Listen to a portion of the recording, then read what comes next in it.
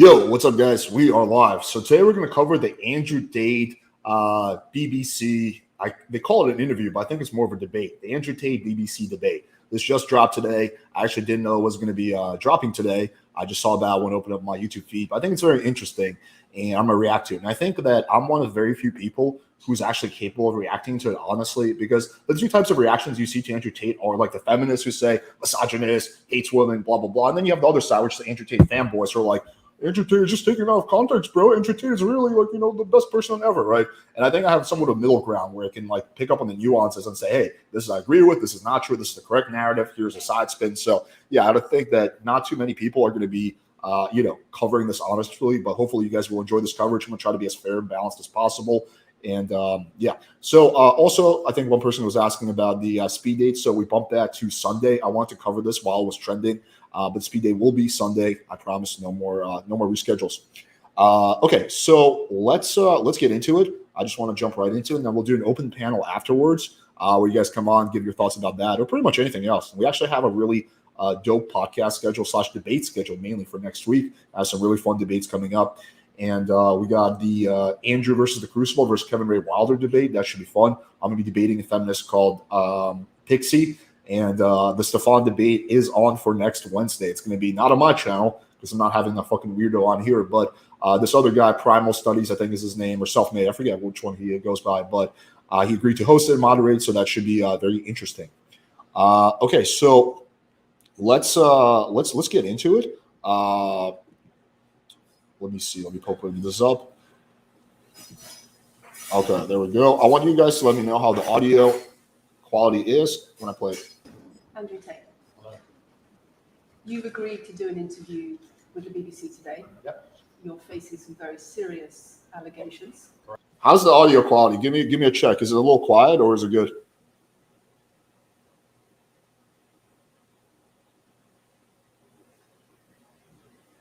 Well, I want to get a quick sound check from the audience before I really jump into it. It's a little low. Okay. Let me find a better one to react to because I think all of them are actually quite not that loud. Okay, Andrew Tate BBC interview full. Let me try a different one. Full video. Okay, let's try this guy. I don't think the concerns Okay, let's try this. about the things I say. I think the concern is for the level of influence I have and the reach I have. I would argue that a lot of the things that are already out there inside of the legacy media and the matrix as a whole are far more damaging than the things I say. Concern about the influence. Okay, is that better? Turn the video louder and turn. Okay, I can turn my volume down a little bit to equalize it. 1 second. Okay, there we go. Okay, I turned my mic volume well down. Okay, people are saying it's still quiet. For some reason, all the sources. Let me try this one. Things I say. I think the concern is for the level of influence I have. Okay, so this is the this one's okay. This is from actually. So there was actually two versions of the interview. I want to clarify this. The first was the one that BBC released, and Andrew Tate released his own version of the interview. So this is going to be the one that Andrew Tate released. So I can't vouch that's exactly the same as the one BBC released, but they seem about the same in size. So I think they're going to be basically the same thing, but I just want to clarify that so there's no misunderstandings. Okay, let's get into it. Actually, let me start at the beginning. Which I have.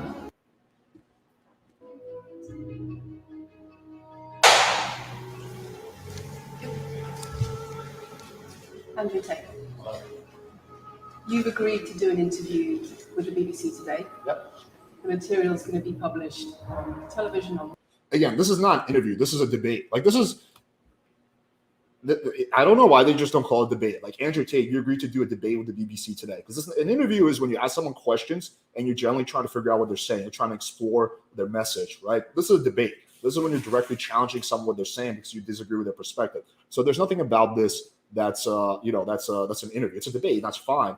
I think personally, Andrew Tate is not that good at debates. For a reference on that, you can see the debate he did with Hassan where he got annihilated. I think he's very charismatic. He's very good at podcasts. He's very good at speaking. He has very limited experience with debates. I think he could probably get really good at it if he tried. But debating is a bit different than just doing regular podcasts. But yeah, this is not an interview. This is a debate. Radio, online. Perfect. We are doing an interview with you Not an interview. because you're facing some very serious allegations. Correct. Rape, human trafficking. Yep. And also because there's a great deal of concern about the things you say and the impact that they have on young people, on women. I don't think the concern's about the things I say. I think the concern is for the level of influence I have and the reach I have. I would argue. I'm just going to preface it by saying this whole interview is going to be one giant clusterfuck. It's going to get very heated, and it's going to be basically just frame control attempts on both sides. It's not going to be a let's just say a good faith debate, because it's not an interview, it's a debate. It's going to be just a massive battle of frame control. But those are actually probably sometimes the most interacting debates to react to. And I'm just going to refer to this as a debate moving forward because it's not an interview. That a lot of the things that are already out there inside of the legacy media and the matrix as a whole are far more damaging than the things I say. It's the concern about the influence you have being a harmful influence, but let's start with the allegations. Not necessarily a harmful influence. The fact that I'm massively influential over the youth, and I understand that. But it's my influence as a whole which people are afraid of, not necessarily the things I say. And one thing I want you guys to pay attention to as this progresses is the frame battle that's going on here. So the BBC interview has the frame that Andrew Tate is a misogynist, he's bad for the world. Andrew Tate has a different frame. I'm not saying it's the right frame. I think the truth is actually somewhere in the middle, which is that he's a good force for good. He's solving all these world problems. He's changing the world, right? And again, the truth is somewhere in the middle. But they both have these conflicting frames. They're just going to keep colliding over and over again. And in frame control, whoever has a stronger frame wins. Let's start with the allegations. Have you raped anybody? Absolutely not. Have you trafficked anybody? Absolutely not. Exploited any women for Absolutely money? not. But you have admitted using emotional manipulation to get women to work in the webcam industry for you. No. Firstly, let's begin. Let's start at the beginning. I'm facing charges. The first one you mentioned, the rape one's already been thrown out by a judge. There's no evidence of it.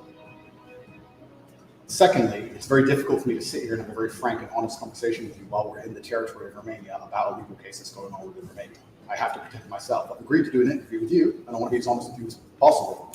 But I can't incriminate myself in any way. I have to be very. Yeah, I really don't know why he even did this interview. He's facing a serious case, that's going to be emerging. I know for a fact, or I'm quite confident that the prosecutor is actually going to file charges in the next month or two. So he's got a pretty challenging case ahead of him. Anything he says here can and will be used against him. And so he's basically has to avoid a lot of topics, essentially, in order to protect himself. I'm sure he consulted with his attorneys very extensively before this even began about what he can and cannot say. So this cannot benefit you in any way. Like at this end, the BBC interviewer, the BBC debater is just going to try to keep pushing that narrative. You can't really respond to it because you have an ongoing case. This can only hurt you. It can't really help you in any way. So I don't really know why he did this interview, but I guess I would give him props for doing it because at the very least he provided good content for the internet. But if I was in his shoes while facing a case, I would not do like a BBC interview. I would do friendly podcasts and wait until my case is over before I do these types of debates. Very careful with what I talk about. There are no charges yet. Correct. There are no charges. There are no charges, and I've agreed to speak to you, but I have to be as honest and frank as I can while also protecting myself and following my legal counsel. So let's talk about what you've said yourself then. You have said on the website, for your original website for the Huskers University, that you emotionally manipulated women to fall in love with you so that you could get them working in the sex industry for your financial gain. As I said, I have to be very careful with what I say, but let's put it this way. No women are coming out against me and accusing me of doing it. Yes, they are. No, they're not. So this is a dodge. Right? Because what she's saying is true. He has said all that stuff many, many times, right? And she's kind of falling into this frame a little bit, right? Because he's redirecting and saying no women have come out and went after me, right? I'll be like, okay, we can discuss that later. But first, let's address what you said, blah, blah. If I was doing this debate with Andrew Tate. Yes, they are. No, they're not. Who? There's testimony from the current investigation. See how she lets herself get derailed from the actual thing. The stronger point here is that, yes, he has said all that stuff many, many times. That's a topic you want to stick on if you're debating. Investigation, which I cannot discuss, which I know intimately and you don't. I can tell you right now that the women who are in this case file, there are 2 American women who have been caught already in their mind, and then nobody else That is true. That did happen. accusing me of anything.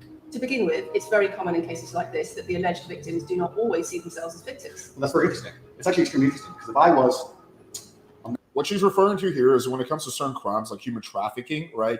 The victim doesn't need to say they're a victim or testify against you. Just that. And I think that's kind of weird. But the idea is basically like the Stockholm syndrome, right? It's like, okay, well, maybe sometimes victims will not feel like they're a victim. Like, and again, I think that's a really weird thing. I don't know how I feel about that. As you know, like, how can you try someone when the victim says they're not a victim? But I can see both sides of that. But yeah, I would be leaning on the side of like, I don't really feel comfortable with that being the law. But yeah, so that's what he's referring to, right? Is like these two girls have said, no, actually, I don't want to be, I don't actually believe this stuff anymore, blah, blah, blah. Now, I believe there's other girls, but I don't know for sure because that hasn't been fully revealed yet. We don't know exactly how many girls are basically testifying against them. So a lot of this stuff has been kind of kept under lock. We don't really know the full story. Matrix controlled organization. My goal was to slander somebody and try and destroy their name. You're telling me that they've chosen a crime, which one is heinous, of course, because it damages the person's credibility. And two, you're saying that even if everyone else involved, if you have 5 people and everyone's sitting there saying, no, nobody's hurt anybody, we like Andrew, we've all worked together, we're friends, etc. That's not what everybody's saying. No. Let me read you some of the testimony from the current investigation. Can I finish? One of the witnesses said. The also problem for this lady, she comes off very condescending, like just like interrupting him. Like, yeah, like I will fully like start interrupting people if they're being super bad faith. But up to this point, he's been fairly good faith, with the exception of that Dodge. You're not answering the question I've asked you. You're not answering the question I am answering the question. You're saying the people who are involved in this, even if they say they're not victims, that they're still going to try and attack me and pretend they're victims. Treated as victims by the case that's ongoing. And not all of them are saying that. One of the witnesses says, we can't go into the case. The case is open. Also, like, I don't know why she's like going down this route. I'd be like, well, that's how the law works. The way the law works is the person doesn't actually need to say they're a victim for you to be prosecuted. I don't know if it's fair or not, but that's what the law is, right? That's basically as simple as that. So I really think she was completely unprepared for this interview. And honestly, I think he was somewhat unprepared too, because I think he might have thought it was going to be an interview. I don't know. He would be very naive to think that, but both of them are unprepared for this debate. I'll put it that way.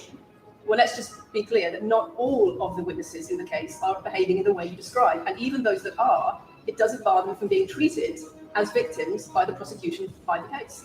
We have an open criminal investigation. I am absolutely not sure I'll be found innocent. I know the case better than you. I know it intimately and you don't. I've seen all the criminal files and the evidence against me and you haven't. I know the truth of what happened and you don't. And I'm telling you absolutely not, I've never hurt anybody, that the case that's been put. So this is called argument of authority, right? You basically paint yourself to be an authority figure, right? It's a logical fallacy because authority arguments don't really mean anything. It's like, okay, well, is that true? Is that not? But yeah, I don't think he's doing conscious. I think that's all subconscious. But it's a argument. Arguing from a perspective of an authority. Like, I'm an authority on this topic and you're not. Against me is completely not fabricated, and I'm never going to be found guilty of anything. And it's very difficult for me to answer your in-depth questions because we're sitting here inside of the territory of Romania. I'm beholden to the Romanian legal system, and I'm not going to incriminate myself because you're trying to prod me. You are wrong, and we're going to have to accept that for now and ask and talk about something else. Let me read you then what you have said about what you have done. Sure. You have said, my job was to meet a girl, go on a few dates, sleep with her, get her to fall in love with me to the point where she'd do anything I say, and then get her on webcam so we could become rich together. I don't think that's what I personally said. I think that's exactly what no. you said. That's no. I've never said that. That's something that you found on the internet. Doesn't mean I said it. And again, once again, if any female on the planet has a problem with me, I strongly recommend her to go to the police and try and pursue me for criminal charges. It's actually very interesting that me, one of the most famous people in the world. Again, another reframe, right? But I think this lady also fucked up by not getting the exact, like, just do a little bit more research, figure out where that quote came from. When he says, that's not me, it's like, no, you said it on this day during this podcast at this timestamp, right? That's how you get around that. But she just seems like she wrote down a bunch of quotes. She doesn't really know where they're coming from, right? And then you just be like, no, I never said that. And it's like, okay, did he really not? Whose word should I take for it, right? So again, like, if he said that, then get the exact source so you can cite that. And then at that point, when you have that primary evidence, you can't deny it, right? But again, she's basically, I don't think she's that good of a debater because she's letting herself also get derailed and frame controlled. World who's been vilified by the legacy media and places all over the internet, while everyone has attacked me from every single angle, while federal agencies from multiple countries have called over 2,000 women who know me. We stand here with 0 new accusations since my arrest. 0. If you took any famous person, that is true, any man of substantial wealth, and you called 2,000 women who knew him, you'd find an ex-girlfriend is upset, somebody who wants money who's upset. They called 2,000 people who knew me and could not find a single woman to make a new complaint. The only complaints they have against me are the initial complaints, which we can prove are lies, and that's where it stands. So I'm not going to sit here and allow you to pretend that I'm some kind of evil predator. When actually, I'd argue the fact that people who've been investigated to the level I've been investigated to, you take the average man on the street and investigate his entire life for 14 months, call everyone who's ever known him, and vilify him in the media, and encourage people to come forward for money, and you try and contact every ex-girlfriend that's ever had. Would come forward and accuse those people of rape and accuse those. I probably agree with him on that. Not the average person on the street, but like a celebrity or something like that. If you do a very in-depth look, a lot of them, there probably will be accusers, whether they're real or not, or whether it's rape or something more minor like sexual assault. Yeah, like he's probably right about that. Sure. I think that you would have a lot more. I think you would have a lot more flack than I've got. I'm actually such a nice person that I've never had anyone. Spoken to somebody, since your arrest, who says exactly those things. That with you, it's all manipulation. There's an ulterior. Is this Sophie? Is this Sophie? Done. Oh, Sophie, the fake name, no face, no. I was so the story that was wanting invented. to please him and wanting him to be happy that I was just kind of, yeah, okay, do whatever you want. And what is she accused? Has she accused me of a crime? This imaginary Sophie? She's making the point that there is. Has she accused me of a crime? Emotional or psychological manipulation. I've asked you a question, and I've. Yeah, this would be like in if this was a court case, this would be hearsay. It's some random thing someone said, right? There's no evidence. She hasn't accused him of a crime. He's right. So if I was him, I would just say like, okay, you do understand this would be hearsay. Like this is not evidence of anything. Like if I say, for example, like let's say I'm on trial for, I don't know, murder, and then like they get a quote from some random person who's anonymous who's like, yeah, Alex seems like a murderer to me. That's not the evidence. Like again, it has to be like, like it has to be credible, like tangible evidence. So yeah, this is just pure hearsay. Allowed you into my house. I'm asking you a question. Correct, but you're not the boss here because I've allowed you into my house. I'm asking you the question. Correct. This is a little bit disgenuine of him because the reason he allowed her into his house is because he's under house arrest. So there's nowhere else where they could have done this interview, right? So it's not like Myron does this shit too. It's like, oh, I've welcomed you into my home. Well, they're not coming over to like be your friend. They're coming over for an interview because that's where you do your stuff. With Andrew Tate, they physically cannot do an interview anywhere else besides his house. So of course it's going to be in your house. So that's like, again, another little, I would say, frame control attempt. And I'm telling you. You get to decide the answers. No, we're equal here. I've allowed you into my house. You don't come here with a position of authority. I'm doing you the favors, legacy media, giving you relevance and speaking to you. That is true. That is true. He's definitely, like, I would bet any amount of money they really fucking try to pin him down for this interview. They're going to get massive amounts of views from this, right? And yes, they benefit way more than he does. In fact, I would say that he has absolutely nothing to gain from doing this interview and everything to lose. And they have everything to gain and very little to lose. I mean, the only thing they could lose is their credibility if they come off as disgenuine, which I think they sort of do to a good amount. But yeah, like, so he's right about that. It is a transactional situation, which is way more beneficial for BBC than it is for Andrew Tate, which again begs the question, why did he want to do this interview? And I'm telling you now, this Sophie, which the BBC has invented, which she's no face of, nobody knows who she is. The BBC did not invent. Of course not. And because she never invent anything. And she's not filed criminal charges against me. What are we talking about here? What is she saying? Talking about emotional manipulation against the sex industry for your financial gain. Absolute garbage. She has not filed criminal, this person, if they exist, has not filed criminal charges against me. I welcome anybody who believes I've harmed them, male or female, any point in the past, to file criminal charges against me. I'll fight them. I know who I am. I know what I've done. And I know the truth. And I know that I'll be found innocent of this attack. The reason I'm being attacked. I should file a criminal charge for Andrew Tate for not coming on my podcast. That'd be the funniest legal case to pursue. The judge will be reading it and be like, okay, so it's because of my massive influence, not because I've ever hurt anybody. And for you to sit here and say that everybody around you is saying you're innocent, but that doesn't matter because the state will say they're victims and they're just going to grab everybody you know and call everybody victims, even if they say they're not, and try and put you in jail. You are describing a matrix attack. You're not describing human trafficking. I'm describing women who are going to court to accuse you of rape and human trafficking. We will see what women go. We will see what women. The Matrix analogy works really well with his kind of brainwashed audience and like the average red pillar. It doesn't work well with the normie. When you say that to like a normie, like this lady, it's just like, okay, like that sounds like a conspiracy bro, right? So there's a better way to articulate that. Like the way I would articulate it, like, hey, this is criminal justice system run amok. Right, that's a way you would say the same thing, communicate that much more clearly to a normie. Now, again, I want to be clear that I'm like basically, armchair quarterbacking this right now. Obviously, it's a lot harder to think of this stuff at the moment, so I'm fully, conscious of that. That maybe if I was in his shoes, I would have performed exactly the same or different, right? So again, this is all like, with hindsight in account. But again, that's the point of this. We're analyzing this afterwards and looking for a little detail. But yeah, I don't expect him to get everything right at the moment. Women go to court in this trial. We'll see which women go. Can I finish, please? We'll see which women go to court. I'm describing women who are going to court to accuse you of rape and human trafficking. Sophie doesn't go to court. And I'm describing women who have spoken to the BBC at length and other media organisations about what they say is emotional manipulation, coercion. So if I was him right now, I would say, who are these women? Tell me. Well, who are they? Right? And she's not going to be able to say it, right? Because I think all these women chose to be anonymous and blah, blah, blah. Like, what are their names? Who are these women, right? That's how you would, if I was in his shoes, that's how I would get around that. I'm quoting back to you your own words, where you describe they're not my words. Coercion. They're words you found on the internet, and Sophie doesn't exist. So let's move on to the next subject. Your voice. Move on to the next. Try and change the topic during a heated exchange looks pretty bad from an optics perspective. Like, I would just be like, okay, who are these women? Like, tell me about them, right? Like, tell me something about them, right? She won't be able to answer that question, and then you win the debate by default.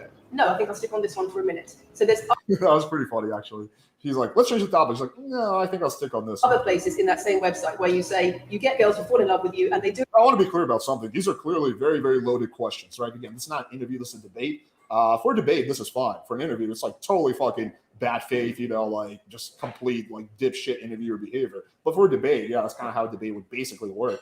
You would probably need a moderator, I think, with two people who are going to talk over each other. But it's basically the premise of it. So I do think it's disgenuine for the BBC to call this an interview. It was never intended to be an interview. Do it because they love you, because they want to do what you say. Convincing women to take part in some kind of business arrangement doesn't work long term because they're emotional. You've got to get people in love.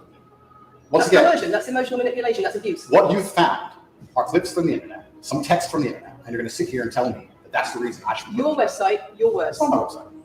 Yes, it is. No, it's not. Check my website. Next.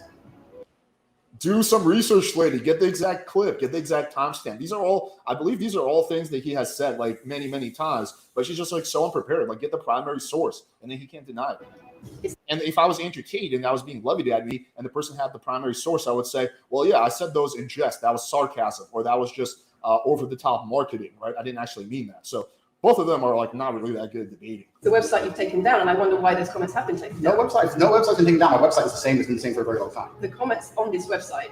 She just didn't really do any research for this, which is like kind of weird because it's probably the biggest like opportunity for her career. Like, why not? I don't know. I feel like people never do research. Like, journalists nowadays absolutely suck. Like, investigative journalism is gone mostly. Some independent journalists do it. It's just mostly like just weird like debates. They're disguised as interviews. The original website have been taken down, and I wonder why. You are accusing me. I'm guessing what you're trying to say is you're accusing me. You're trying to say that I'm guilty of the things I'm accused of, and I'm emotionally manipulated. I'm saying that you have said you emotionally manipulated people here for your own financial gain. No, absolutely not. And I'm asking you about that. Absolutely not. Get the primary source, lady. That's the answer. I look forward to the end of this trial. I look forward to clearing my name. I look forward to the BBC and the legacy media having to say not guilty and having to tell the truth. They'll never say that. As I've said before, the only other person who's been found, despite absolute rigorous, destructive levels of investigation and prodding into my life, is this imaginary Sophie by the BBC who doesn't exist. And if you were to find any single other man on earth and try and analyze his life forensically to the level they've done mine, you would find genuine damage to people. I don't hurt people. It's not just thousands of women have come out in my defense. Thousands of women have come out in my defense, and you've not mentioned that. Thousands. He also, again, and I want to be clear, I'm not faulting Andrew. He doesn't do debates. He's very new. When he did his first debate with Hassan, I sent him a detailed voice memo giving him like things he could do better, and he was receptive. He was like, "Thanks, man. I appreciate that." All right. So, just because I want to see him do better in debates, but a big part of doing debates is asking the right kind of questions. Just talking over people and just like changing the narrative doesn't really work with people who know how to debate, right? You have to be able to ask the right kind of questions instead of just constantly do frame control. Because the problem is when women accuse you of serious crimes. Okay, emotional well, let's agree that thousands of women. Let's agree that it's not the problem that some people say you haven't done it. It's a problem that some people say you have. Thousands of women come out in my defense, and as we stand right now, we have an open criminal investigation. People who are involved in the criminal investigation are saying we're not victims of anything. Andrew's fine; he's never hurt us. You're saying no. I have the opposite of that. I have to counter that. I have someone called Sophie with no face, a fake name, who we've invented, and she's not accusing you of anything criminal. So I don't see the whole point. You say you manipulate women. They say you manipulate. Again, this is where asking questions would be good. I'd be like, okay, so what's the name of this lady that said that? And then she's either going to give you the name, she's like, oh, we can't give a name. I'm like, wait, so are you saying that something some random person said on the internet with no name, no face is proof of something? Like, if one of my fans in the comments said that you, lady, are a serial killer, should I accuse you of being a serial killer? Right? That's kind of how you would argue that. Women, why would people think you do? I'm not. Do you think I'm manipulating you? I'm asking you about the testimony you've. Why do people think you do? It's an irrelevant point. He's a famous person. Every famous person people think does some fucked up shit, right? That just comes with the territory. So it's like a dumb question. Given on your website and the testimony you've printed something off that you found on Reddit, and you're going to sit here and say that makes me a bad person. I'm saying that you should know better as a journalist and do some proper journalism. Let's investigate. Proper journalism doesn't exist. I think you should answer my question. Lady, get the primary source so you can't say you found it on Reddit. Just get the motherfucking source. You should be like, no, I found this on this video, this timestamp, right? I already have, and we should move on. She's just trying to start arguing. It's not only about the criminal allegations. It's a much bigger issue. You've got children's organisations in the UK. You've got rape organisations in the UK. You've got the police naming you by name as someone who has a harmful influence on children and on women in the UK and elsewhere because of the things. And again, my perspective is somewhere in the middle, right? Andrew thinks she's a force for good. This lady thinks she's a force for evil. I think the truth is somewhere in the middle. I think he does some really good things and some things that are not so good, right? I think a lot of the not so good things he doesn't do on purpose. They're unintended. They're side effects of what he says, right? They're consequences that he didn't expect before he was famous, right? But it doesn't change the net impact. And he has said, to be fair to him, that, hey, if I was doing things differently, I would be much more careful about my speech so people can't misinterpret it. But like someone like me who looks at Tate content, right? I have enough like social awareness to figure out what is the hyperbole, what is the stuff that he's just being off the rails about and just being hyperbolic for, and what is the actual message. But a lot of like these 17, 18-year-old boys have no idea. They will just take everything he says at face value. And that's why like some of these things are happening. So, but again, that's not like, I wouldn't fault the guy for that. Like he became famous very fast. So I wouldn't necessarily fault him for it. If he kept doing it, then I would fault him for it. But yeah, some shit he said 2 years ago before he was famous and it got taken out of context. It's unfortunate, but I think that's where the crux of the issue lies in. Now, again, I do think there are some things that he does, like, for example, one big criticism I have of him is he heavily pushes materialism, right? Materialism, fancy cars, fancy watches, right? That's a criticism that none of the people on the left are ever given, right? That's a criticism I would have. It's like, hey, don't you find that so much materialism is actually unfulfilling for a lot of people, right? That would be the argument I would make if I was debating him. But those are my criticisms of Andrew Tate. They're very different than the criticisms the left has. As you say, because of the way you present gender relations, the way you say men should treat women. That's very upsetting. And the reason that's very upsetting is because I know that's not true. I'm genuinely a good person. I believe my impact on the world is positive. In fact, if you were to read the comment section, And I think he truly believes this. of nearly any video I post, especially by the legacy media, 95% of the population agree with me. Most people know that things I say are positive. Legacy media as a whole has lost all its credibility in the last YouTube comments is not a good representative of what the average person believes. 3 or 4 years. Nobody believes it. And it's a That's true. shame. It's a massive shame that BBC come here and try and push and purport this idea that I'm a dangerous person. I'm anti-drugs. I've never pushed drugs or any. I'm anti-drugs. That's another thing I would challenge him on. Like, yeah, what's wrong with smoking a little weed? What's wrong with taking some Cardone? I mean, to each their own, I guess. But like, yeah, the anti-drug thing, I don't know. Like, I mean, I'm anti like hard drugs, right? Don't fucking do heroin or fucking smoke crystal meth. But like, there's nothing wrong with smoking weed, right? Like, I don't know. Like, I would never like stigmatize that in any way. I'm anti-violence. Where do you? I actually had a coaching client last night. He was like, yeah, man, I've been watching a lot of self-improvement. He's like, and like, I love smoking weed. And like, I feel it makes me more productive, but everyone says it's bad. I'm like, dude, don't listen to them. There's nothing wrong. If you feel it helps your life, smoke all the weed you want, my man. I smoke sometimes before I go to bed. UK is facing a knife crime epidemic, and they're going to sit here and say that I'm the most dangerous man in the UK. You have said you're the most dangerous man in the world. He's definitely not the most dangerous man in the world, not the most dangerous man in the UK, okay? Those would be like fucking terrorists or like mafia figures or like fucking even sometimes politicians who wield an ungodly amount of power. Like someone like Putin would be a very dangerous man, right? Someone like that. Xi Jinping, Z from the president of China, or we call him the emperor of China. Those are the most dangerous people on the planet. It's not Andrew Tate. I've said I'm the most dangerous man in the world. You've also said a woman's I believe he did say that, although I think that was said with extreme sarcasm. intimate parts belong to her male partner. I'm glad you find that funny. I find it funny that you're sitting here saying that I said I'm the most dangerous man in the world, and you believe that's. When did I say that? I'm asking if you believe it. No, you said. I do fact check me on this, guys. I do believe he said that, but I think it was said with obvious sarcasm. You said you're the most dangerous man in the world. Is that some kind of proof that I'm dangerous? Am I up for evil now? I'm telling you that it's very upsetting. It is a weird thing to challenge him on, like some random like joke that he made. It's like, yeah, this lady's not that good. That you're going to sit here and that certain organizations in the world are going to try and pretend that I'm the biggest force of evil on earth when I'm genuinely a force for good. I'm genuinely a force for good. And the reason they're doing this is because of the massive influence I have over the youth. And they don't like that I'm telling the youth to think outside the matrix and ignore things like the BBC, which come here with loaded questions and false narratives and try and paint innocent people as guilty. You've said women's intimate parts belong to their male partner. The reason they don't like you is because you push an ideology that goes against theirs. The ideology of his like feminism, woke shit. Your ideology is of like traditional values, and like, yeah, which both ideologies are fine. I'm not like saying one is better than the other necessarily, although I would probably lean more on the side of Andrew Tate's. See, my personal ideology is much more balanced than nuanced. I'm somewhere in the middle, where I think there's some good things about traditional values and some good things about modern. I kind of pick and choose and make up my own mind. But Andrew Tate is basically a trad con, like a trad con who gets a lot of pussy, who's also into very material things, right? He like his ideology is nothing like new or unique. He's just the most popular person pushing it. Said that if a woman marries a man, she takes his last name and traditionally the man gives her away. I've been pushing traditional religious beliefs because I'm a religious man and traditional beliefs in regards to marriage. That's another thing I would ask him, like, dude, weren't you Christian like fucking up until 6 weeks ago? And like now you're Muslim? I don't know. I mean, like, hey, to each their own. If you legitimately, it just seems like, I don't know, kind of bizarre to me to like go from being like a serious Christian all your life to become Muslim in a very short time span.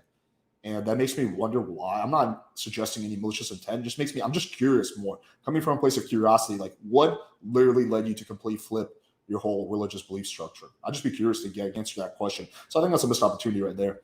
Which everybody accepted 10 to 15 years ago. So that's not a crazy conspiracy theory. No, Andrew, 10, 15 years ago, people didn't accept like the whole thing about webcam studios and like fucking one-way open relationships and fucking like 20 chicks. That was never really socially accepted. Traditional values were sure, but that's not really the main crux of the thing that people, really go after him for. If you're going to sit here and say that me believing a woman should take a man's last name in marriage makes me the most dangerous man in the world, then you're just going to lose even more credibility than the BBC's already lost in the last 4 to 5 years. If that's your point, if that's your narrative, you also say that men should be able to sleep with a lot of women outside marriage. That doesn't sound very religious. That's not what I said they should be able to. I said a lot of high-value men, a lot of rich men do it. And then we discussed at length on podcasts why rich men do it. And we also discussed why women decide to be unfaithful. It's not a gendered argument. We discussed unfaithfulness as a whole. What are the reasons and motivations for men, and what are the reasons and motivations for women? Because you have no time to actually, watch my content. Because you have no time to actually watch my content at length and understand what I'm saying. You just come here with a small snippet. I mean, he has a point there. It doesn't really seem like she did her research. Okay, I think I would be, if I was like, let's just say I had to debate like from this like woke perspective, I think I could do a way better job than her, because I would actually be prepared. I'd be like, okay, this video, this timestamp, you said this part was sarcastic, this part did not seem like sarcasm, right? So yeah, she's clearly very unprepared for this interview. Provided you on his paper doesn't make it true. No, completely. You don't have a clue what I say or what I talk about. You never watch my content. You have small pieces of paper, small clips on a piece of paper. Again, so like if I was debating, I'd be like, no, Andrew, I watch your content all the time. Like I know exactly, like I know your content inside and out, right? But because she's not responding to that, it's pretty clear that she does not watch this content, which doesn't really mean anything, but yeah, it just shows that she's kind of unprepared. You're trying to pretend I've said evil things. And then you're going to say I'm the most dangerous man in the world, which is truly laughable. You said that, not me. Okay. Do you believe I'm the most dangerous man in the world, Lucy? I'm not answering your questions. Well, then we need to. That's also like bad faith. Like, just answer the question. No, I don't think you're the most dangerous man in the world. However, there's some things you say which I do think are dangerous. It's not that hard. But she just comes off very pompous and condescending, basically. And I think really debate largely boiled down to optics. Like the underlying logic is not as important as optics. From an optics perspective, when like you've been asking someone questions and they ask you one question, you don't answer it, it comes off very bad. And then like people will often dismiss your whole message, right? Because from an optics perspective, you just look like a dipshit. Change the dynamic of this interview because, and I'll make this clear, I allowed you to my home. I'm doing you a favor.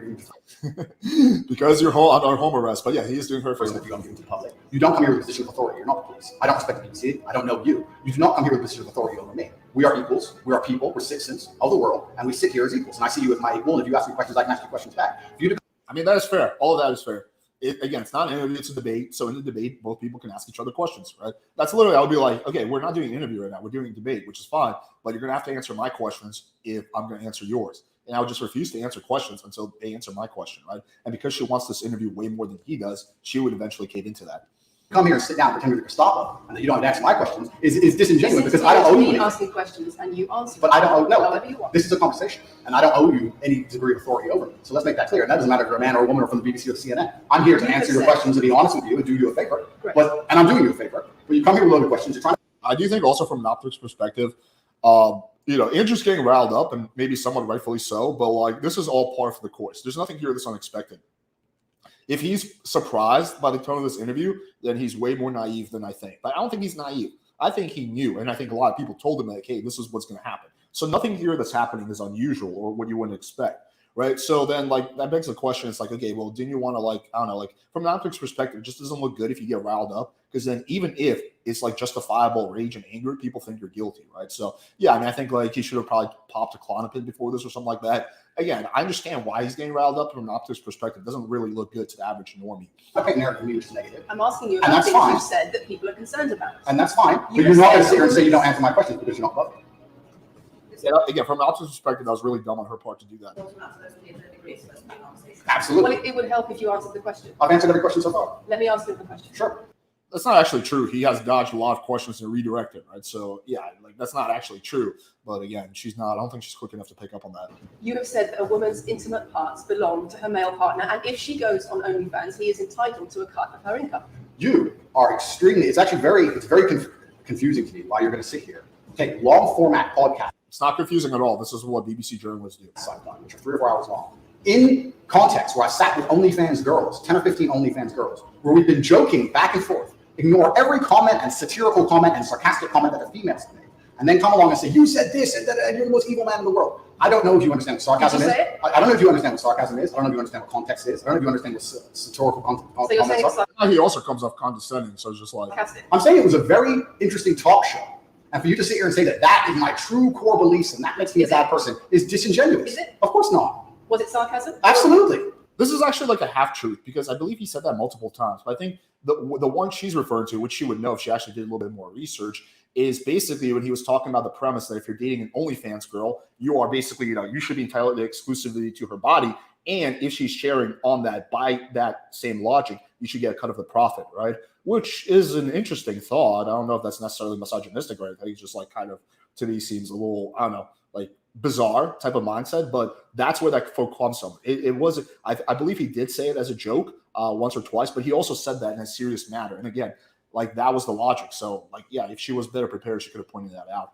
You should watch the show. You were being sarcastic when you said, let me just clarify. You should watch the show. Let me clarify for the audience. You were being sarcastic when you said a woman's intimate parts belong to her male partner. No, you didn't believe that. No, it's not that. It's that you haven't watched the show at length, and you should have, because the woman was saying, my man's car belongs to me because he's my man. And she was on OnlyFans. And then 20 minutes later, when she said she was on OnlyFans, I said, well, you're selling your body, that belongs to him because he's your man. And she laughed. She laughed. Well, there's another clip of it. This is where he's being a little disgenuine. There's another clip of it. And in that clip, I don't remember like the words verbatim, but it's not that one. They're talking about how like exclusivity, right? So when you're dating a woman, like I'll just repeat it again because I know I already said it. When you're dating a girl, you know one of the perks is that you get exclusive access to her body. So by that logic, if she's sharing her body online, you should get a cut of that, right? So that's where that's coming from.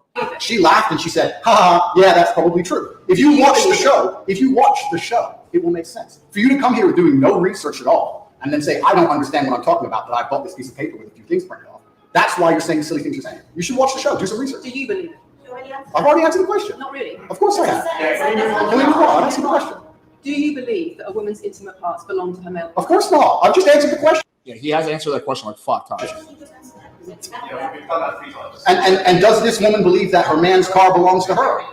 It's not a gendered argument. I really think that it's genuinely sad that when the BBC has a chance to finally interview me at the end of all this matrix stuff, that they don't come here with any kind of genuine openness to try and understand my influence over the world, or the things I push, or what I'm trying to teach the world, or why I'm a good influence on the world because I am a massively good influence. Of course not. Like, did you really expect them to? Like, if you want that, go on Joe Rogan, right? Go on No Jumper. Like, it's not going to happen with the BBC. It's not going to happen with a mainstream media outlet.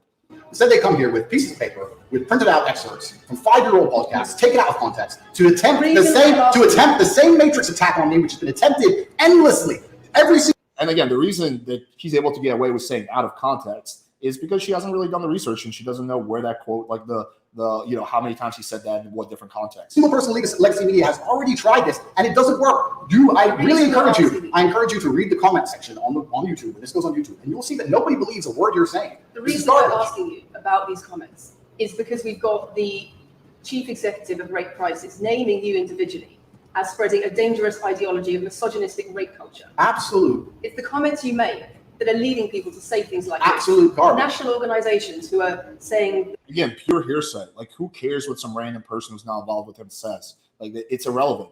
Like, there's a bunch of people say good things about him, a bunch of people say bad things about him. It's all hearsay. They're blaming you for increasing levels of misogyny. Schools that are saying they are having increased incidents of girls being attacked, of female teachers being harassed. If that was by true, pupils, if that because of you and your teaching, well, that's absolute garbage. I've never ever encouraged a student to attack a teacher, male or female, ever. I preach hard work, discipline. I'm an athlete. I preach anti-drug. I preach religion. I preach no alcohol. I preach no night. No alcohol. Jesus Christ, when did that happen?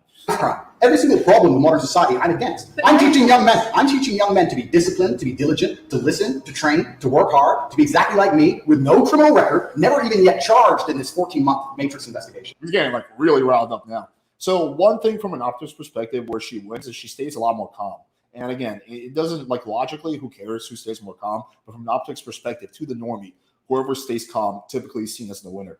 And I'm saying that if men grow up like me, which are hardworking and diligent, and emotional control and stoic, we're going to have a better society, not a worse society. To sit here and say that schools in England England, which is a failing nation, which has knife crime going through the roof, violence going through the roof, men's mental health going through the roof, and they're going to I don't know what he says when he says it's a failing nation. I mean, I'm sure there's a lot of downsides with England, but it's a first world country. all blame me because I appeared on the internet 1 year ago. It's disingenuous. It's disingenuous. And also, financial success with a Bugatti and a cigar, but it comes with a side order of misogyny. How does having a But that's a joke, lady. Like, oh my god, it's like almost aggravating, like how unprepared she is for this interview. Bugatti and a cigar come with them? Sorry, I said interview. I meant the date.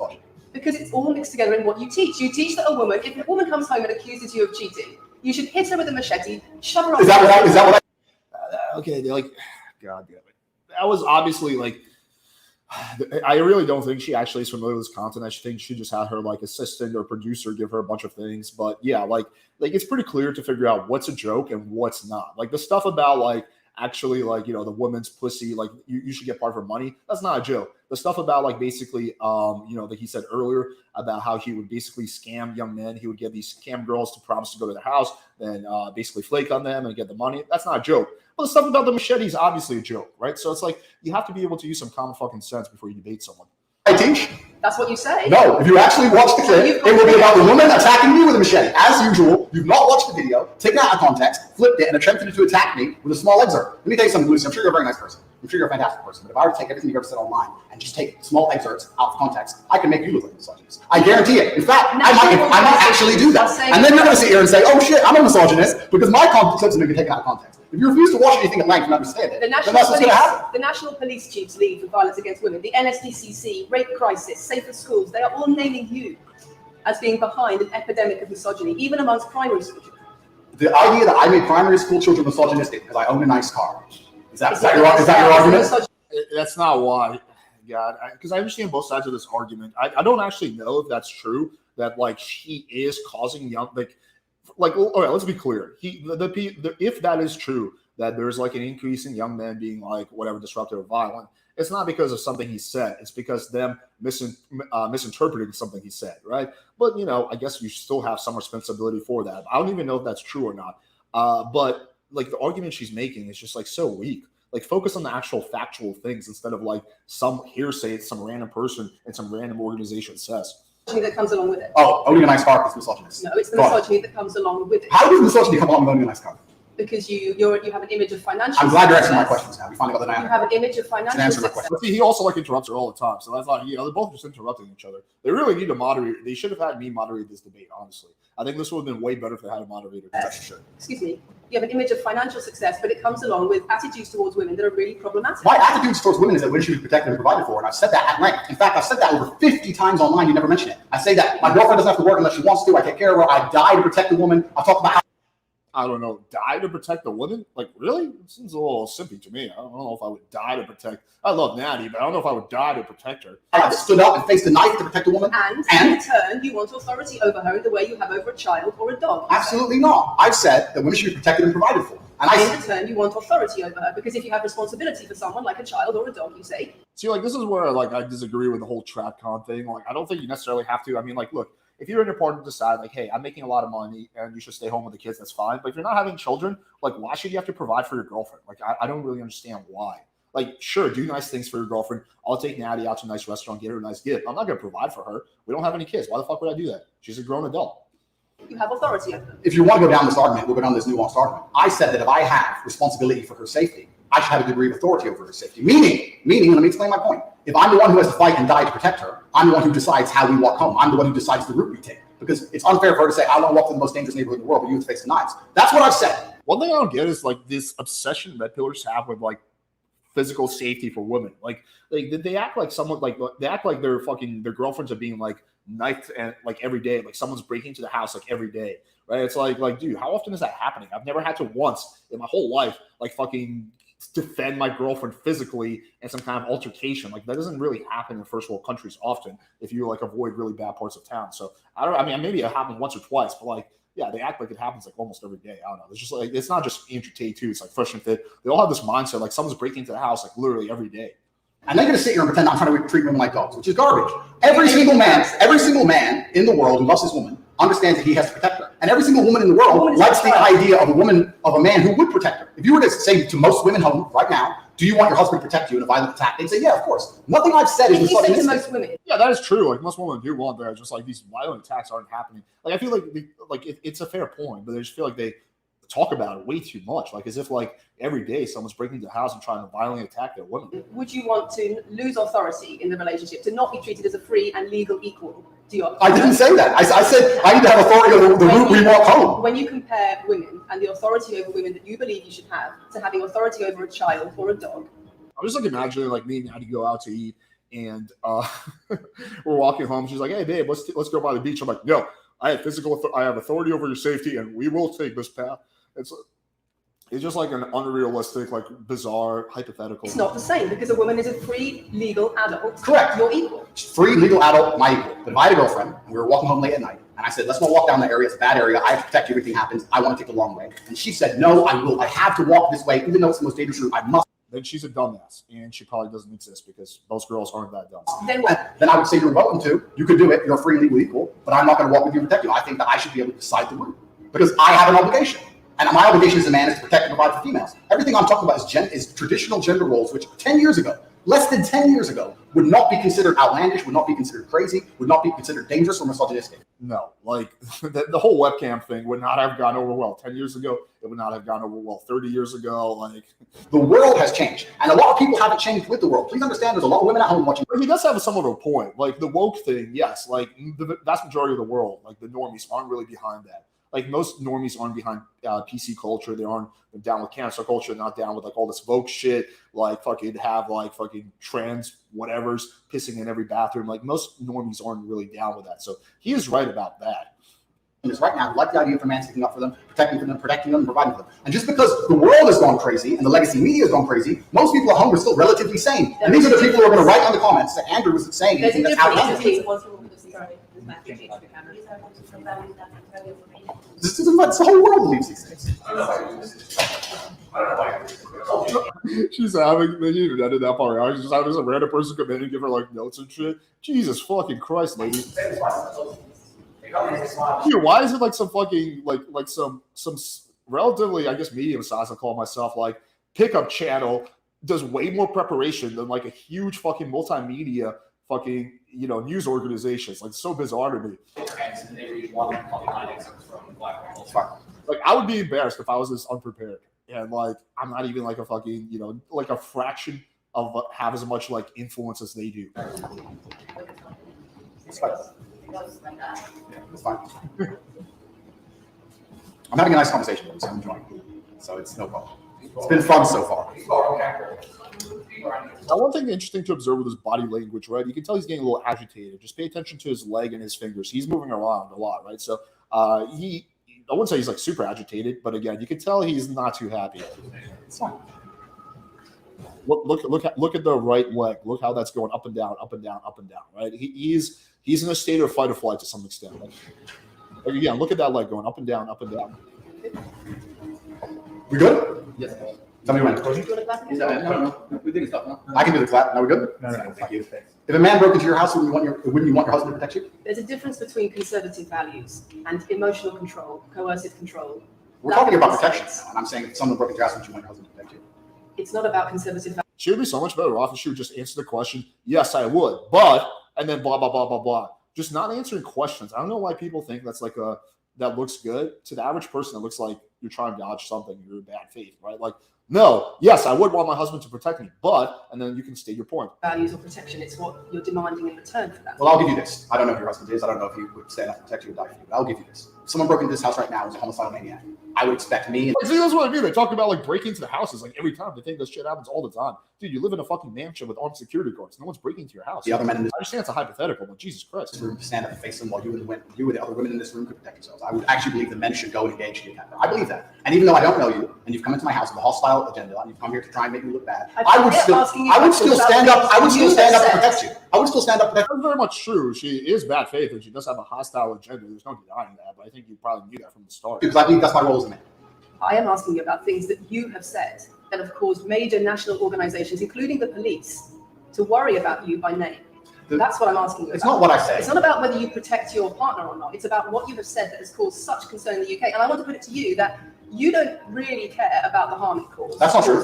Because That's not true. making controversial statements like this online has made you a lot of money. Okay, so That is true. first, I genuinely am a force for good in the world. You may not understand that yet, but you will eventually. And I genuinely believe I'm acting under the instruction of God to do good things. And I want to make the world a better place.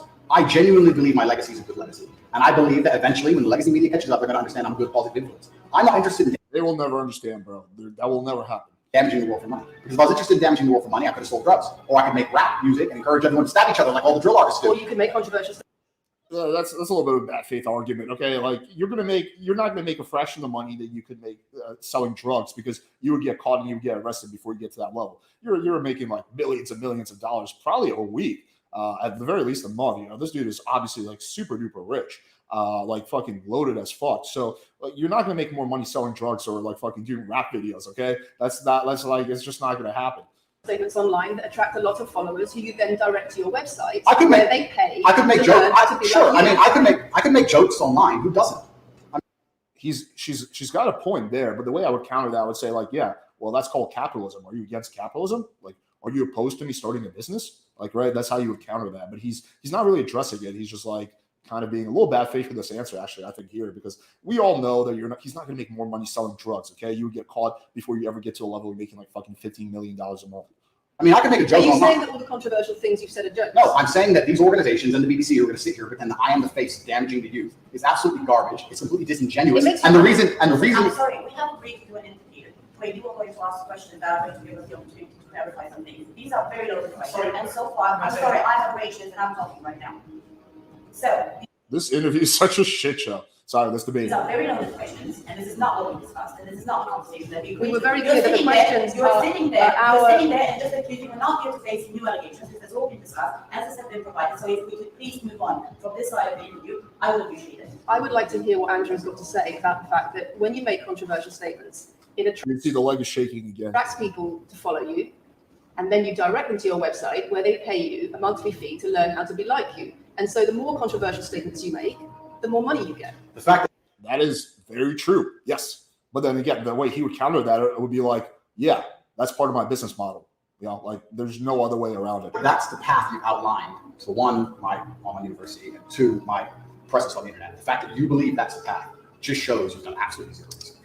Well, no, like what you say is true, right? Like you make polarizing content that gets shared more, you get clicks, and then you funnel them in. Now that has nothing to do with whether Hustle's University is good or not. I've heard both sides of that. I've heard some people say it's good, some people say it's a waste of money. That's irrelevant. It's not that expensive, $49 a month. I don't have any problem at all with him having Hustle's University. If people are finding value in it, then that's all that matters, as long as it's being presented as is. But to deny the fact that like making these controversial, polarizing statements is getting him more business is just bad faith. It's not true. Obviously, it is.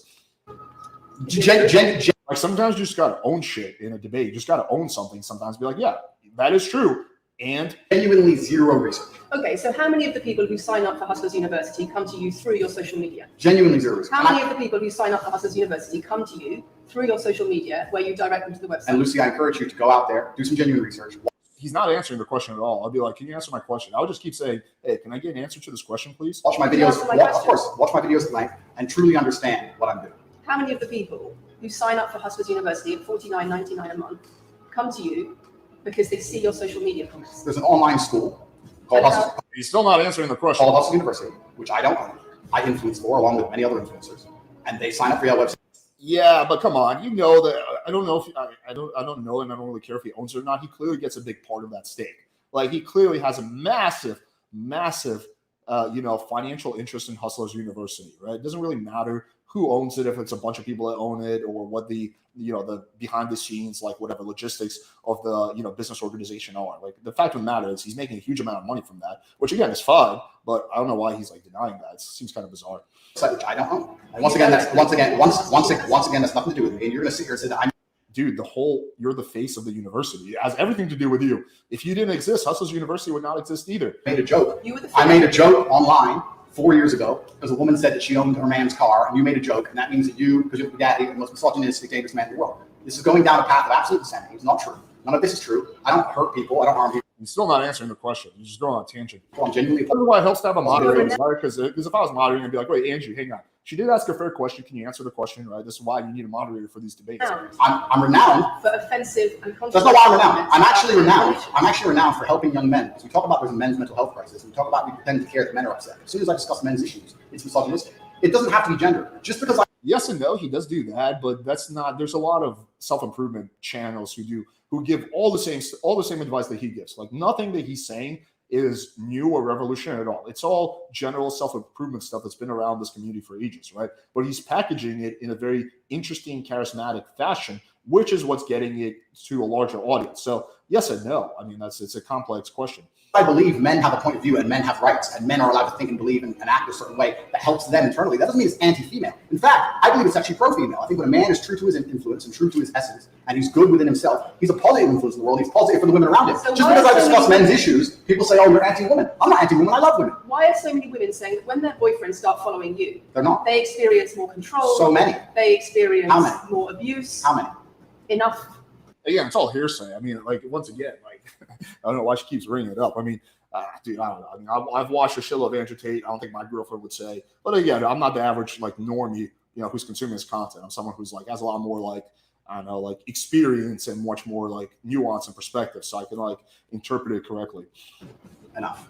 Well, it's the first time I've heard it. So in fact, one is too many. Oh, of course, yeah. So in fact, I've seen thousands. One is too many. That's also disgenuine. They're both so bad faith. Like one is too many. This person has millions and millions of like fucking subscribers. He has insane amounts of influence. He's the most Googled person on the planet, right? And one person misinterprets his content is like acts shittier to his girlfriend, and that's like too much. With anyone who's influential, there's going to be some people who misinterpret their shit, right, and cause harm, and it doesn't benefit them. It hurts them, even with people who are like very, very positive. So yeah, one is too much. Yeah, like this genuine statement. And thousands of comments and I have endless emails from women praising the fact that their sons are listening, praising the fact that the things I'm saying does not worry. It would worry. It would You're worry. concerned about it would worry me if I was genuinely damaging the world. If you just sit here and say, Andrew, you become the most Googled man in the world, you have billions of views, and one is now saying that her husband is not the same man she wants him to be, when thousands and thousands of people are saying the opposite, well then I would say I presented you with case after case after case, with quote after quote after quote of people who are genuinely concerned. Not really. You did have quotes, but you don't have the sources for the quote. And then he says, I never said that. And then you can't counter that. So you like neither one of you guys is prepared, really. But you mean Andrew Tate doesn't necessarily need to be prepared, but the chick definitely does. If she's the one that's basically initiating the debate and challenging him, she needs to be prepared. He doesn't really. He's like the defender, right? It's helpful if he's prepared, but it's not essential. Concerned about the impact you're having, and you brush it off as if it's nothing. No, what you have done is come here with an agenda. You come here with loaded questions. You come here with things taken out of context. You come here with things that you don't understand are satirical. And then you're going to also sit and say that one woman said that her boyfriend changed when he watched one of your videos. I mean, everything he's saying right now is true.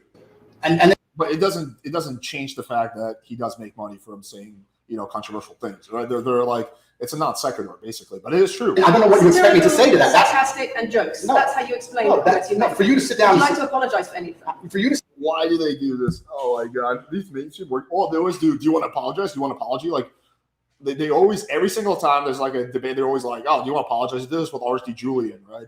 Like when he went on CNN with Chris Cuomo, and I'm happy that Chris Cuomo is actually, I thought he was a dipshit journalist. I'm happy he's, been like basically revealed for who he is, which is a corrupt journalist. But he was like, you want to apologize? You want to give an apology? It's like, why did he do that? Like, why do you need an apology? Like, just let the audience decide who's right. Like the apology thing, I think is like really cringe. Unless someone does something personally bad to you. So if someone like does something bad to me, then yeah, I would like an apology. But if it's something that has nothing to do with me, then like why push them for an apology? It's just but all mainstream media organizations do this shit. Sit down. For you to sit down, it's fine. No, it's fine. It's easy. For you to sit down and say that one woman said that her boyfriend watched an Andrew Tate video, and now he won't do the dishes, or whatever your argument is, and that I'm somehow the worst, most dangerous man in the world beside a car. It's just disingenuous, and I'm enjoying this interview very much because this shows the world. It's great. It shows the world the truth about the legacy media because they beg me for interviews. They beg me. You have been begging me for months. Please, we need to be relevant. And then you come here with loaded questions trying to paint a picture of me, which is completely and utterly false. I am a good positive influence for the. Like literally everyone expects that though. Or maybe I'm biased. Maybe like the normies don't expect that. But like that to me, nothing here is surprising. Of course, mainstream media organizations are going to do this. Like, do you really expect to get like an honest, genuine interview from a mainstream media organization? It's never going to happen. That's like a fantasy world. The things I teach men are stoicism, discipline, self-respect, hard work, obeying authority. The funny thing is, okay, this may sound like a little, I don't know, cocky or something like that, but I think I'm a better journalist, quote unquote, than like a lot of these mainstream media journalists. Like, I actually think I do like real, like ask real questions and I do research and I try to figure out, like when I'm interviewing people, like I have good questions, I have good stuff that I ask. I genuinely try to figure out their point of view, right? Versus like they don't do any of that. Or listening to your fight coach, working hard in school, making as much money as possible in your job. If you actually watch the things I say, if you actually watch my comments about women, I've done long podcasts for hours long about females, talking about protecting them, providing for them, how I believe women should be treated in a relationship. I've done all of this, but you don't watch any of it, and then you come here and ask me that, answer questions I've answered at length thousands of times. Since you came out of custody, I think a much better look for him would just be own and be like, look, I say crazy shit because that's how social media works. The more polarizing you are, the more views you get, but I don't really believe in that stuff. I'm being hyperbolic. Now I'm more careful about what I say because I didn't really realize people would misinterpret it. But yeah, that was me being hyperbolic. Here's what I really stand for. Just like kind of owning it and then framing it in that way, so much better than what he's doing, which is just like basically denying it. And like, if like, again, like, it's pretty obvious that yes, like this makes him money. I don't know why he would deny that because it's not necessarily a bad thing. You can just own that and frame it in that way, and that would look a lot better. Andrew Tate, if you're watching this, reach out to me and I'll be your debate coach. I'll help you out. seems to have been a lot about your charity work. Correct. On your social media. I've always done the charity work, but now I'm promoting it. There seems to be a real shift. Yeah. I wonder what's behind that. Well, I've always done. This is such a weird thing to attack him for. The fact that he's doing charity work and he's talking about now, like, who gives a shit why he's doing it? If he's doing charity work, that's a great thing. It's such a weird like thing to focus on. Charity work. I've been doing charity work for years. I believe that it's my legacy to leave a positive influence on the world, and I've been doing charity work for over 5 years. Post my incarceration, my unfair, unjust incarceration that I had.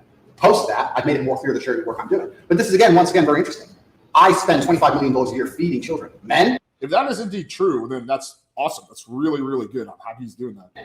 Male children and female children. In Turkey and Syria and Iran and Iraq, I literally spend $25 million a year feeding children. And I'm still the worst man in the world because 4 years ago I wish there was like a way someone could fact check that, because I'm not necessarily saying he's lying. I think he's probably telling the truth, but I would like to know for sure, because if that is the case, then that's like really, really kind of him. And that like, I think it's a really good thing for the world, right? $25 million in feeding children. That's great. That's like you're saving literally tens of thousands of kids from starvation. That's awesome.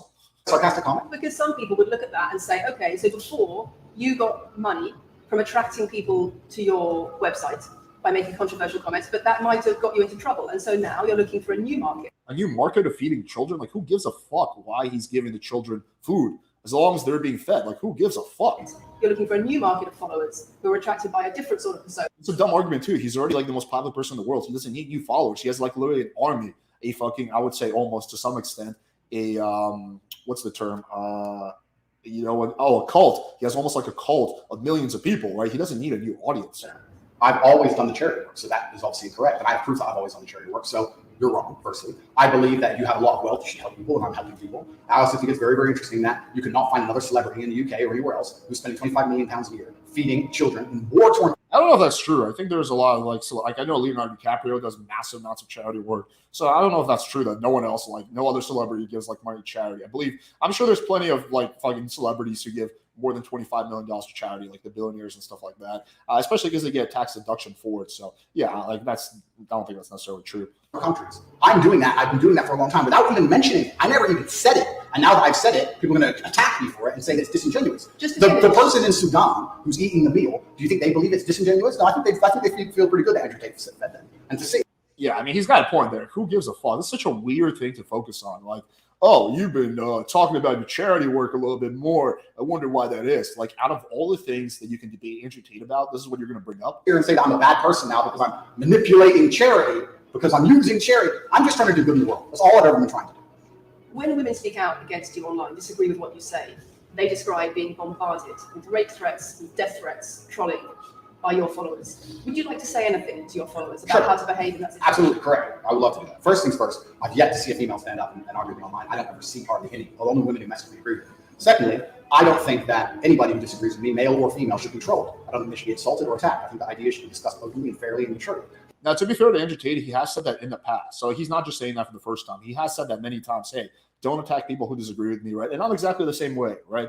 You'll never hear me say, yo, guys, go after this person or whatever, right? I'll always, like, if I'm debating a feminist, I'll be like, hey, listen, guys, like, don't like fucking, give her death threats or say fucked up shit to her, right? So, yeah, I mean, I don't fault him for this at all. Just some crazy people who follow him. I mean, people who follow Fresh and Fit do the same exact thing. As long as you, as a content creator, are pretty clear, like, hey, I don't want you guys to do that, then I think that's basically all you can do. All right. But if you're kind of being like I feel like Fresh and Fit, on the other hand, is a little bit like more like place like footy with that, where they're like, they don't really say that, right? They don't directly encourage people to harass the audience, but they also sometimes give away like their socials. At least they used to do that. So, but yeah, in terms of that, I think Andrew Tate is totally in the clear. Doesn't matter if a man agrees with me or disagrees with me, or a female. I don't think my followers should come along and attack her. And if my followers are doing that, I'm upset by that. But let's make a very important clarification. That's not my followers. That's the internet. If you're to log into any video game lobby, I don't play video games, and someone were to sit there and say something, That's true. That's just the internet. Like, this happens with everybody. stupid, they would be trolled with similar comments. That's the unfortunate reality of the internet as a whole. That's nothing to do with me.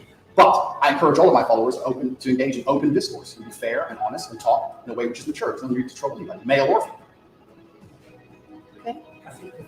Other things. I wonder if you might give Andrew the opportunity to consider. Jesus Christ, this lady's so unprepared. She's like yelling from her like a little lackey. Not he would like to apologize. Oh my God, here we go again with apology. Jesus Christ. Or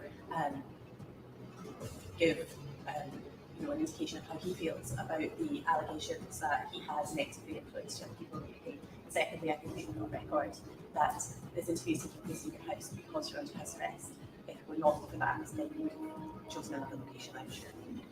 Yeah, that's true. So I think that's just one. Okay.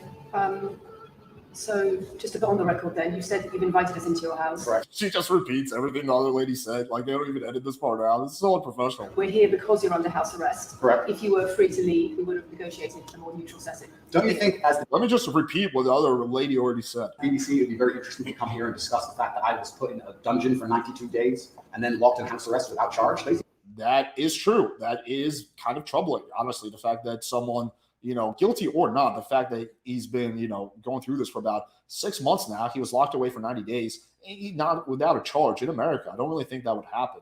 I know the Romanian system is different, but that to me, from a human rights perspective, seems very dodgy. I think that's a far more interesting conversation than old YouTube snippets. Don't you think that would be interesting? You're here under house arrest because there's an ongoing investigation into rape and human trafficking allegations against Do the investigation before you arrest the guy. Jesus Christ. Correct. I've been incarcerated without charge. And don't you think The rape allegations. It's been dropped. Has been incarcerated before. Correct. So I'm incarcerated without charge, and I think that'd be a far more interesting conversation than I guess Julian Assange is incarcerated without charge, and nobody's interested in that either. So if That's true. That's true. you actually want to do some genuine journalism investigation, you can talk about the fact that an innocent man who is yet to be charged with a crime has had his liberty deprived of him. And I think that would be a far more Again, agree. interesting angle than talking about me being the most dangerous man in the world side of the car. And this question about schools being very worried about your influence. Boys in primary school, or boys as young as 11, are quoting you at school, attacking girls, refusing to respect female teachers. Yep. Would you like to say anything about that? I'd like to say a lot. First things first, as I've repeatedly said, and the only reason I keep repeating is to ensure this interview will be edited. I am a positive force in the world, and I teach children discipline. I teach the world discipline, male or female, of any age. And a lot of women listen to me as well. 40% of people listen to me are actually female. Secondly, I do understand with my massive influence, and I am now the one of the most influential people on the planet, that I do have to be slightly more careful with things I say. I'm not going to disagree with that. The idea that I said something 5 years ago on a video that got 300 views, So what do you mean, being slightly more careful? I'll give you an example. I mean, he's right. Some of the jokes I made 4 or 5 years ago on a YouTube channel that got 300 views, I would no longer make it. Like what? Like the OnlyFans joke, the one you mentioned, repeatedly. She said, "My man's car is my car." And then she said she did OnlyFans. And I said, "What do you saw on OnlyFans?" She said, "My tits." And I said, "Well, those are your man's tits." As a joke, ha ha ha. Everybody laughed. The fact that I could do that on a podcast 5 years ago and only got 300 views, now I understand I'm the most influential man on the face of the planet. I would be more careful with certain And see, because she didn't do research, you can't really refute that. things I say. That doesn't mean the things I originally said were genuinely out to harm Do you people. really believe you're the most influential man on the face of the planet? I'm the most Googled person on the planet. Do you believe you're the most influential man on the face of the planet? I'm the most Googled man on the planet. I think we're done.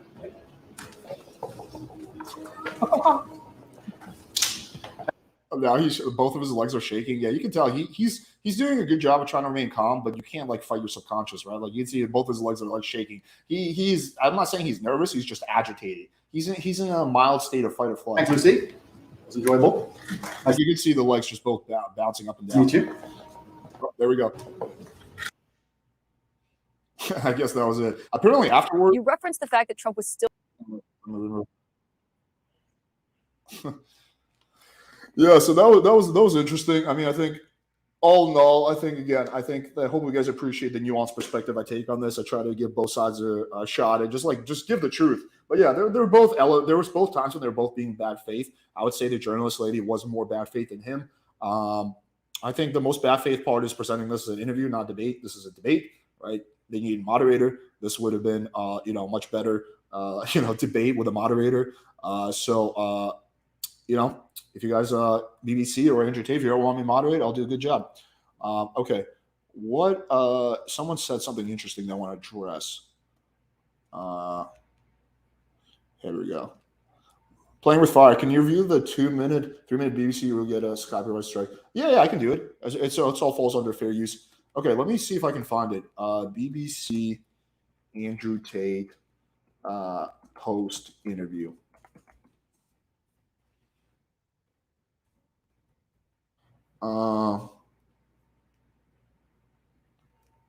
Okay, I found something. I don't know if this is it, but let me play it. This is a pro Andrew Tate channel. This dude literally fucking does a video every time Andrew Tate takes a shit. But I don't know if this is the thing you're talking about. So, guys, as we know, Andrew's masterpiece he just created shutting down the BBC. Andrew Tate's masterpiece. This is what I was talking about earlier. You don't get nuanced perspective. This is like the hardcore fanboy perspective. The Andrew Tate masterpiece, where he looks like such a majestic hero. BBC. If you want to join the real world, we have a link down below in the description. He even said in the video that when they chop it all up to make him a bad person, the real fans will shed light. And he is not wrong. Andrew's interview is 38 minutes 45 seconds. Now hang on a second. BBC's interview is 12 minutes and 17 seconds. How do you even cut out over 20 people and just hundreds and hundreds of comments? The handshake from Andrew, and Andrew's just followed up saying I harbor no hard feelings against the BBC or yeah, I don't know where I can find this. Can you 2023 can you come on and share your screen and give me a link, because I don't know where the fuck it is. Yeah, you gave a somewhat fair assessment, but Tate just kept lying about stuff that's easy to find. Yeah, I know, but again, because she was unprepared, she couldn't refute that. The end of the Fresh and Fit show on Abba and Preach was really cringy yesterday. What specifically do you mean? Do you mean when they went after him, or what specifically?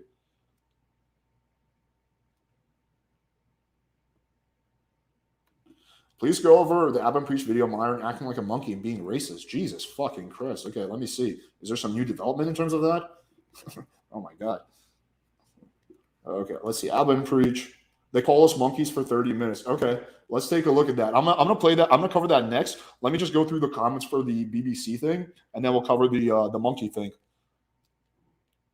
Tate fanboys are just as lame as Tate haters. So true. Yes, they're both two sides of the same coin. I already actually did a reaction to that. It was pretty funny.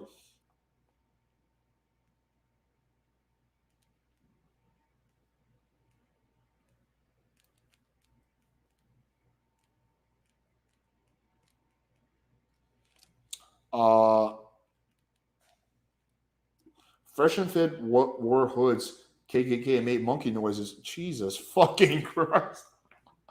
Yo, 2023 Gay Odyssey. Sorry, I forget your exact username. If you can find that clip real quick, then I can play it. If not, I'll just go to the Abba and Preach stuff.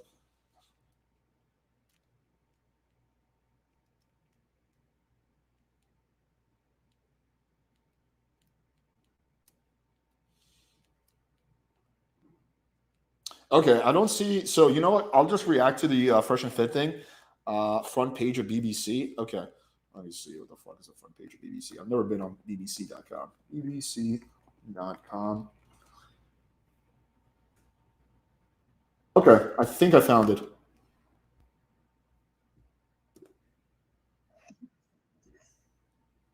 Yep, I found it. Okay, let's watch it.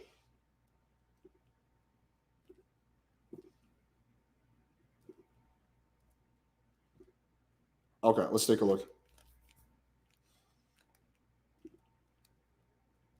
My job was to meet a girl, go on you have said, my job was to meet a girl, go on a few dates, sleep with her, get her to fall in love with me to the point where she'd do anything I say, and then get her on webcam so we could become rich together. I don't think that's what I personally said. I think That's exactly what you said on your website. No, I've never said that. That's something that you found on the internet. Doesn't mean I've said it. In your words. And again, once again, if any female on the planet has a problem with me, I strongly recommend her to go to the police and try and pursue me for criminal charges. I'm actually such a nice person that I've never had BBC anyone has come at spoken me. to somebody since your arrest who says exactly those things, that with you, it's all manipulation. There's an ulterior Is this motive Sophie? to everything. Right, this is just part of the clip. Like, what's the This scene? Sophie? She's not filed criminal charges against me. My website's been taken down. My website. We already saw this. I don't understand. You're talking about this? Because we already covered this, so I don't know what's unique about that. Let the chat clear this up.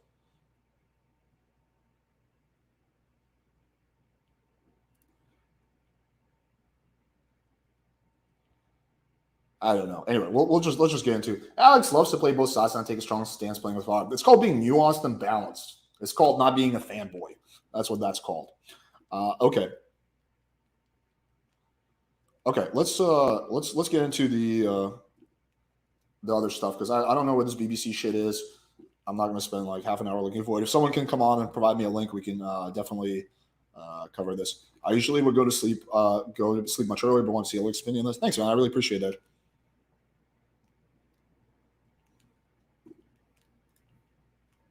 Playing with fire. How is banging as many hoes as possible running webcams to your TrackCon? Well, that's not the part that's TrackCon, right? But again, with a lot of TrackCons, there's a little bit of that like double standard. But yeah, he's not traditional TrackCon. You're right. He's a variation of TrackCon. He's like Red Pill with TrackCon, like kind of just like intertwined, I would say.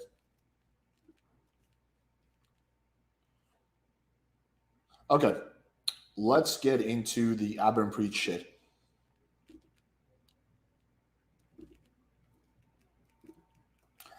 Okay. Today's topic, I guess Fresh and Fit ended her career with last night's Hearthstone. Yeah. I think we're the first ones really calling them out at this point. They've been lying to y'all for years, and they're dumb fans in the back. Oh, fresh and fraud. Yo, Prince is like it looks like a monkey. You should see him build momentum. What the Yo, every time this I got a problem with you. Dude, how dumb are these fucking guys? Did they think this was going to go over well? Jesus fucking Christ. You went through this like a year and a half ago with Aber and Preach. It worked out really poorly for you. Like making over the top, like borderline racist, if not straight up racist remarks, or decided they were talking shit about their wife. It worked out really poorly for you guys last time, and you're going to do the same thing again. Like, Jesus Christ, man. I actually thought you were smarter than that. Imagine them. Nigga looks like a monkey. Preacher's over there looking like Magilla Grill and Donkey Kong having the baby. Because calling a black person a monkey typically is something that is going to go over well. Like, what the fuck? Even if you're black, that's not a good look. Prince like uses head.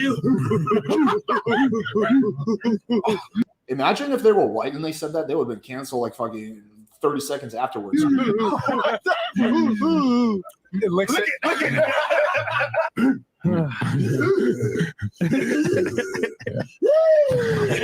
at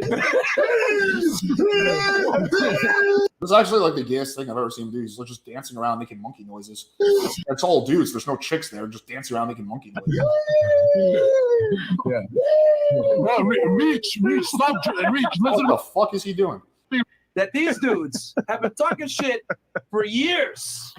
And I think the thing is that they've been kind of coasting on is you got to fight fire with fire. And we're going to be nice guys. We're going to toss your salad, Abba. Bro, no. We got some accessories here. Okay. I got some apples and peaches here, as y'all can see. Okay. Some grapefruit. Yeah. Then we also apples got and peaches. Some milk as well. Have you seen how Reach goes clubbing? He clubs the bitch over there like a fucking caveman. Dude, I did not think Fresh and Fit were that dumb. I thought, Walter, sure, but I didn't think Martin was that dumb. Did he really think this was going to work? This is going to go over well? Yo, Reach, I don't even believe in this theory, but you got to evolve. Whoa. You got to evolve, bro.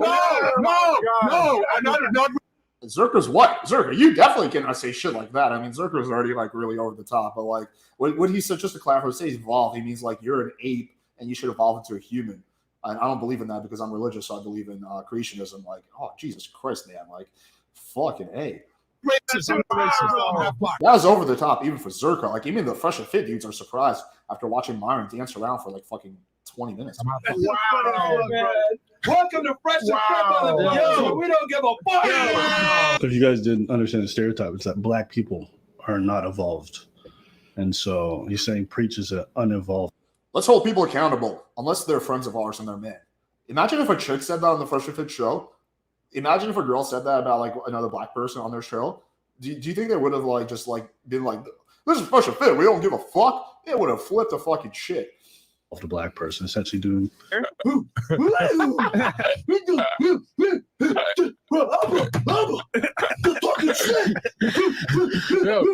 Rich, you look at it. In the islands, we say Bonabati man. Straight. Do you boo boo? Do you boo boo? Oh yeah. I fucking preach. I wear lip windows for fun. I'm a fucking retard. Let me talk shit on the internet. I'll free you. I got a problem. Dude, I was really hoping that when the first Myron rant came out, that this was going to kick off a massive war between Abba and Preach and Fresh and Fit, because I think we can all agree that whoever side you're on when this was happening a year and a half ago, that was the most entertaining time to be on YouTube. And my wish has finally come true. So thank you, God, Jesus, whoever the fuck, non-Jesus, for making my wish come true, because we're in for an entertaining saga, okay? This is going to get juicy. Yo, that nigga call me Goofy? Look at you, bro. You're Goofy. Any man that can boogie is a homosexual. Bro, you are a fucking nigga puts on the song, Lady Gaga. It's gonna be okay. These niggas are close to me. It's gonna be okay. What the fuck is going on? Welcome. It's gonna be okay. This is the most flamboyant I've ever seen Myron. Usually he's just sitting there and talking about red pill facts, bro. He's literally, I don't know what the fuck he's like. He's on some shit or whatever. I know he says he's anti-drug, so I don't know what the fuck got into him. But he's just like fucking dancing and shit. He's making fun of them for dancing while he's dancing. He's like, you look like a fruitcake doing this dancing while I'm dancing wearing a weird funky outfit. Like, what? Gonna be okay. One of the most flamboyant I've ever seen him. He's just like dancing around and shit. Yeah, he's chewing his Ethernet.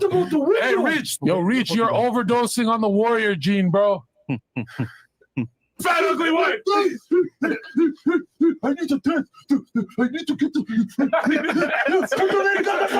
That's in my language too, actually. Just once again, guys, can you imagine if they were white? Like, what would have happened? Like, dude, I mean, it would have not have gone over well. I'll put it that way. See, you need to put on a seatbelt. Stop, Reach. I could kill. Like, can you imagine if no Jumper, Joe Rogan, or like any other or even what's her name, Pearly Things was doing this? What would have happened? Oh, you, but don't fucking throw that spear. These are disgusting animals. That's why they look like animals. These guys are fucking animals, bro. Dude, he fucking runs with all. Sneako's like, yeah, this is a little too far even for me. He's like, listen, what the fuck did I get myself into? Sneako's just like not talking. He's like, damn, the fuck? Force like a fucking animal. Okay. I don't know what in Clayton Bigsby you guys were thinking. Okay. Uncle Ruckus, no relation. I don't know how you guys did it, but you guys made a more embarrassing response than H3H3 by like a long mile. Oh my days. They don't even know. I don't think they're smart enough to understand what they just did. They're not smart enough. I think they know that they have negative feelings about black people. No, I don't think they do. So to them, I don't think they even comprehend that. I disagree. I think some people just got anti-black sentiments and they just don't want to acknowledge it. Just because you don't want to acknowledge it doesn't mean you don't know it's there. It's like, you got a mess under the table. Bitch, just because you didn't look don't mean you don't know it's there. Which is like, you got a white dude coming on talking about spear chucking, like using every racist trope I'd ever heard from a white racist in regards to black people. Mm-hmm. You're out here making monkey noises about a black person. I mean, you could just drop the hard N-E-R on the N-word because it's the same shit. Might as well. Spear chucking, that's messed up. But whatever. Even the warrior gene. They're basically trying to say black people are animals. I understand. He's using scientific language. You already said that. Yeah. Why would you think that was a good idea? Even if he really believes that, why would you think it's a good idea to say, like, the evolved thing I thought was probably the most fucked up, because you're basically saying you're an ape, It needs to evolve into a human. Like, why? Like, how dumb do you have to be to think that's a good idea in 2023? You already said that, yeah. And you enabled that fucking goober to say that. Watching them run around and do these kinds of poses for 30 minutes, I'm like, okay, I guess this is just how high value men act. Yes. When they're mad about something, they don't make business moves, they don't do things strategically, they just run around like monkeys. They make monkeys. That's a high value. That's a high value. That is a high value man right there. That's high value. This guy's apparently now the new leader of the Red Pill. Yes. Okay. And this is what he's like. That's high value. On camera. Imagine behind closed doors. So I'm just saying. I mean, monkey noise and put a wig on and parade around. I've known many great leaders. I don't think I've ever seen one act as embarrassing as him. Bro, you are a fucking homo. That's a rebuttal. You do contemporary dance, therefore you're that's ABBA does. I'm gonna have a good time watching the Fresh and Fit fans try to justify this one. This is gonna be a really hard one to backwards rationalize. That's a tricky one. Usually I can argue both sides. I don't think I could argue this. The only defense they have, it was pure parody. There's no truth to it, but I don't know. Don't think you're gonna be able to make that claim either. Salsa, so that's it. Imagine doing a dance with women where you go out to a place and you dance with women pretty much the entire evening, and that's it.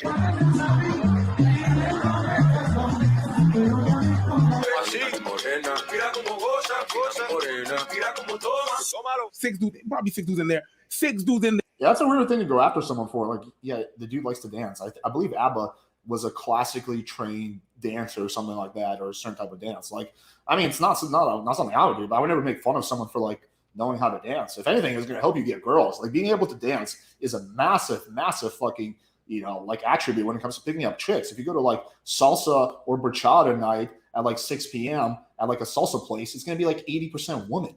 Like, you can clean up if you can dance really well. So when it comes to like pickup, like knowing how to dance is actually super beneficial. They're doing monkey noises and laughing and high-fiving each other. And to you, the apex of masculinity is you chilling with a bunch of dudes high-fiving each other in a room. Well, meanwhile, we dancing with girls, and that's what makes us gay. That's how you think? That's your logic?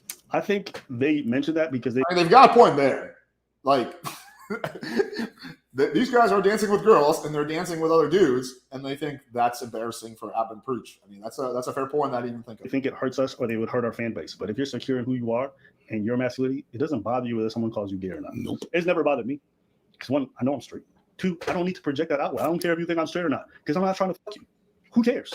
Why would I care what random men think about my sexuality? Sometimes I think it's funny because in the black community, they're like so obsessed with not seeming gay that they'll be like, pause. Even I like to play to that because it's just funny to me to like be like, oh, that, right? It's a caricature of a character. But if you ask me like, oh, Abba, are you gay? I'm like, you think so? Sure, whatever. I really don't give a fuck. That has never been something that bothered me. But anyways, as for all the whole racist tirade, it is what it is. I mean, it is what it is. I'm just saying, if a white person had said even half this shit on their own podcast, that shit would never fly. But a white person? That's true. So true. It is. A white person can never weigh it away with coming up here. And let me also say this. It's not better because it comes from a black person. No, it's not better. In fact, I think sometimes it's even worse. Uncle Ruckus. Because under the veil of like, this is somehow acceptable, we're perpetuating and thinking it's acceptable to refer to black people as monkeys. Even I mean, he's got a point. You're spreading a negative stereotype about your own community. Like, he's got a point there. If an Asian person wants to come out here and do braided eyes and going ching ching, I don't think that's acceptable either. It's not so much that's acceptable. Like, I don't know. Like, I guess we as society decide what's acceptable or not. It's just like really fucking like in poor taste for your community. Because you belong to a group that all of a sudden all your credibly racist actions, like I don't think YouTube would ever allow people to get up here and call other black people, whether it's a black person or not, the N-word with a hard ER, right? Why? Because we all recognize even if it comes from a black person, that shit's still wrong. So there's just a bunch of weird stuff that's happening here. But y'all roll how y'all want to roll. If that's the kind of heat that you want to rig on yourselves, go right ahead. So there's really not, go watch it yourselves so you guys can go make your own judgments. But this is the only part that I thought was worth addressing because I think there might be a bit of a misunderstanding, but let's fight. Wow, then, bro. He makes this accusation right here. My other voice. You won't fuck me, then you can't get on the platform. So wait, you want to bang a girl who just wants to come on the platform for clout? And you think that's burning desire? But he doesn't show y'all the entire conversation of her talking shit for hours on hours on hours on hours to me. Well, we can't really see that because you're fast forwarding so fast. I want you guys to pause right at that moment. He initiates contact with her, suggests a collab. He asks her multiple times if she's single or married. She's thinking, oh, she's being invited to be on a dating show to talk about dating. She finally says, like, okay, yeah, that's the third time he asks, like, oh, or second time. It's like, yeah, you know what? I am single. And he's like, perfect. Well, listen, I don't collab with people who I'm platonic with. I have no. I mean, it is really weird. Like, I don't think it's like necessarily like ethically wrong, but you're not going to get genuine burning desire if the girl's fucking you just so she can be on her podcast. And he's pretty explicit about that. He's like, hey, if you want to do this collab with me, you have to fuck me, right? That's basically what he's saying. It's a dog whistle. I think it's been communicated pretty clearly, which again is fine, right? As long as both parties are honest. But like you say, you want genuine burn desire. Like it's not genuine burn desire there, my man. That's literally like basically a prostitute at that point, right? Or a very transactional type of experience. Nowhere. It's in the text message. But she says, what do you mean? She's like, well, we're not just going to be just friends if you want to collab. You are doing sex for a time on the podcast, which is what we initially said. So I don't know why he showed this conversation as if I'm lying about what happened. Then I respond, I'm just being honest and stand by. I'm not collaborating with you unless we fuck. Why do I say that? You guys say, oh, yo, Byron, let it go, let it go. Would y'all let it go if someone said some bullshit like this about you on a big ass podcast with 4 million subscribers? Fuck, well, why am I going to spend my day socializing with somebody who's like a... Wait, what? Like, Hold on. This clip is taken out of context. You guys can go watch on the No Jumper podcast. Don't take my word for it. At some point, Adam asked me like, yo, you guys can totally be friends again or whatever. I'm like, I ain't fucking with people like that. I don't want to be with people who harm their communities. I don't want to be involved with people who are like, I give an example of somebody I wouldn't want to be associated. One of them was, another one was someone who goes around stealing from people. Okay. You can see right now, DJ Envy getting in trouble because a person he associated with goes around stealing from his community. I don't want to be associated with people who go harm folks from my area. The same way I don't want to be associated with a podcast like this that I think is harmful. That's it. Because if you guys notice, whenever the allegations came out, well, I don't remember when it was, he did a live stream about it. It came out after I did this interview. So I didn't even know about that stuff. And also, if I hated you guys so much and I want to take you down so badly, why wouldn't I ever mention that kind of thing on our videos? Why wouldn't I make, yo, Myron, he goes around. I've never done that. I've never made a video like that. I've never said it in a single YouTube video that we do ourselves. Okay. But in this offhand comment where I'm talking about not being associated with people who harm their communities, and I use an example, you think that's directly you. And I can understand. Probably with everything going on and hearing that from me, I can understand why you could take it that way. But it's not what I meant. Nor, if you look at the greater context of everything I said about this whole ordeal, it's never been. Yeah, that's a fair point. So it seems like Abba never really called you a rapist, Myron. I mean, I think it's just something that you were just like taking out of context. Something I've said. I mean, so let me be clear. I don't know if this guy is. I've never alleged that he is. And that's actually at one point they defended them when they were being called rapists by H3. They defended them and said, hey, like you're making false allegations. So yeah, Abba and Preach has never like actually said they're rapists. Like if anything, they've defended you when it comes to that. Not my position today. We're actually defending on that. So we defended them on that. So yeah, it would be stupid to call them one thing and defend them on the same thing. So yeah. He's saying it's political. He's saying we're doing it for political reasons. Sure. Which is sure. You can believe that. Whatever. You're gonna believe whatever you want to believe. And I think that's partially my fault because of the way I left the door open with not being abundantly clear. Yeah. Honestly, guys, it wasn't even entertaining. And I was like, oh no, it was extremely entertaining. Telling Breeze like, do we really want to do like a whole thing where we roast every point? It's not worth it. No, that's what we're doing this for. No, please do that. Please, Abba and Preach, please do more content on this. This is so fucking entertaining. I am fucking like really entertained by this. So please do that. We're doing that for people that are not smart enough to comprehend, not smart enough to have a conversation. It's like, it's okay, man. That was your retort to whatever the hell we said. Everything that we said, that was you replying. The monkey noises. I also think it's just really wild that you that. I remember I talked to I don't know him at all, but we talked a little bit on Instagram, and I was trying to set up a debate, but it just came basically that we agree on everything, so no debate got set up. But I would be interested in legitimately interviewing Abba and Preach as well, right? But I think Abba seems to be more of the brains behind the operation. They both seem interesting, but Abba seems more interesting. But yeah, I think that would be interesting, not debating him because I don't think we disagree on much, but actually doing like an interview and like figuring out like, you know, what his roots are and like kind of why he believes what he believes. I think it'll be an interesting interview. Comfortable. There's a white dude call you the N-word all the time. I know for a fact he's comfortable with most of the people he associates in the red pill calling him the N-word, but yeah, that's how you roll. That's how they roll. That's how you roll. Could be me. Anything else? Nah. As a Haitian, we don't claim him, bro. Oh God, we don't claim you. Hold on. Hey, yo, Preach. Cunha, Upa Haitian. Who the fuck is this dude? Oh shit! And I'm from North Miami, little Haiti. What the fuck you talking about? Ma tête baton. Mes amis créoles ou tellement caca, mes amis mon cher, men accent pas bon et syntaxe pas bon. Vieux ti créole ça va. The Haitian language is so cool. It's like a combo between like French and like other languages. I've always liked, dude. I met this chick who spoke Haitian, and I would just like get off on her speaking Haitian to me. Bah ouais men, ti créole crasé mon cher. Il senti il malouk.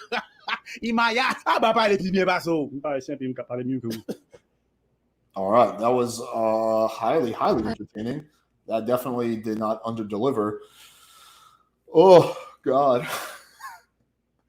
Oh, Fresh and Fit fanboys, what are you gonna do now? Well, actually, I know what you're gonna do. You're gonna backwards rationalize it, but yeah, I don't know what to say about that. I mean, I think it kind of is what it is. Okay. Anyway, let's go through some comments and let's open up the panel, and then we're not gonna go too long.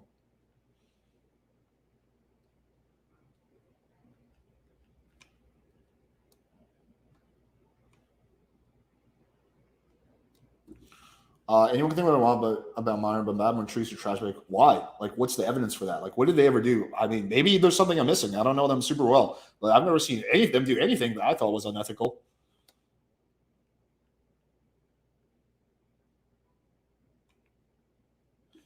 Watch the clip again. He said he doesn't want to associate with rap. Yeah, but it seems like his explanation, which again I don't know if it's true or not, but is that he was talking about like he wasn't talking about Myron. He was just talking about like in general. He's saying I wouldn't want to associate with this and this. Seems like a fair explanation. Again, I don't know if it's true or not, but Alex, did you end up looking at that clip I told you about Zergo saying he wants to street fight Tates? No, I need someone to send me the link. I couldn't find that. Playing with fire. I was blown away that Myron had that on a podcast and act that way. So cringe about this. Yeah. Just really dumb. Like just Myron pulled the gun when someone showed up his door on a little loose cannon. That one, I don't know. Like Allende's a big ass dude. I would not want to fight Allende. If someone who I believed was trying to do me harm showed up to my house, I might have a gun ready too. So I don't own a gun, so I guess I wouldn't be able to do that. But if I did own a gun, I might do that too. Now, what was cringe is the fact that he was provoking him and saying, yo, come in. It's going to be the last day of your life, right? Because if he did shoot him, he would have gone to jail because if you're inviting someone to your house, even if it's out of anger, that's not self-defense anymore. So if he did shoot Allende in that situation, he would 1,000% be in jail, right? There's no way he would be able to qualify that as self-defense because he provoked him over and over again. So that part was really dumb, but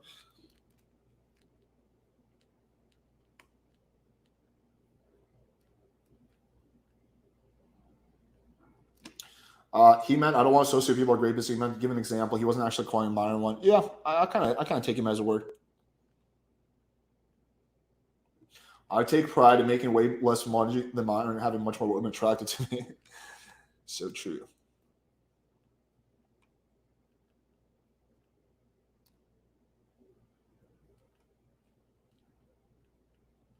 Alex is the most trustworthy influence out there. He doesn't have an agenda. I really appreciate that, and that means a lot. Thank you.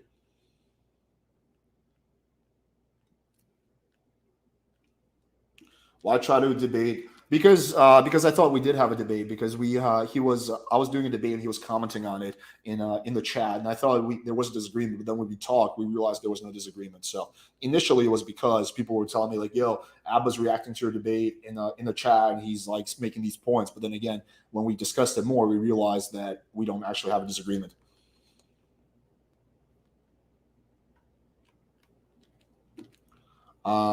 I think Abba just misspoke. If he thought Myron was great, they would defend him on me too. That's true. That is true.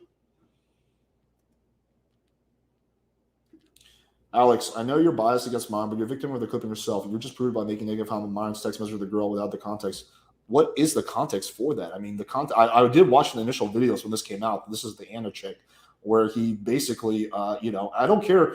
That's a non sequitur what Myron brings up. I don't care if she attacked him first. I'm just talking about purely the act of leveraging your podcast to get laid and then saying you want genuine burning desire. I'm not commenting on who attacked who first. So he's answering a question that I'm not even challenging him on. He's like, oh, look, she was the one that was attacking me first. Doesn't matter. The initial beginning of that conversation was about the fact that, her coming on the podcast in exchange for banging him. That's what I'm commenting on.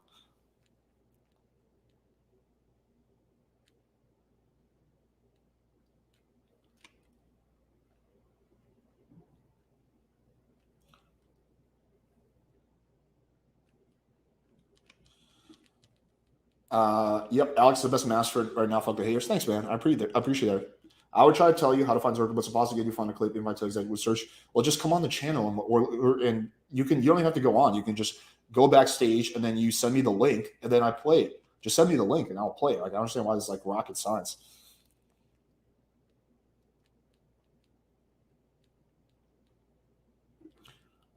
First and is better content than App and Preach. I think person can't watch it. I think it's open to interpretation. I personally think that App and Preach is way better content. I get way more. I personally enjoy watching App and Preach way more. Their videos are short and succinct.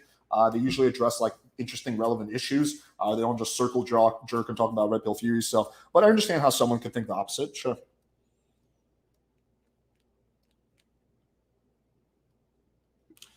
Alex, Donovan Sharp interviewed MLD right after the HBO Mal team. He doubled down on Bond Stores win. Doesn't surprise me at all. Basically, Myron asked this man. She said, no, Myron left her alone. She started harassing Myron for 3 hours and posted stories about it. And this one, Myron's spine went back and forth. Yeah, sure. I believe that, right? But that doesn't change the whole point I'm making is that he's leveraging his podcast to get laid, which, again, I'm not saying is unethical. It's just contradictory. It's hypocritical because he's saying earlier that he wants genuine burning desire.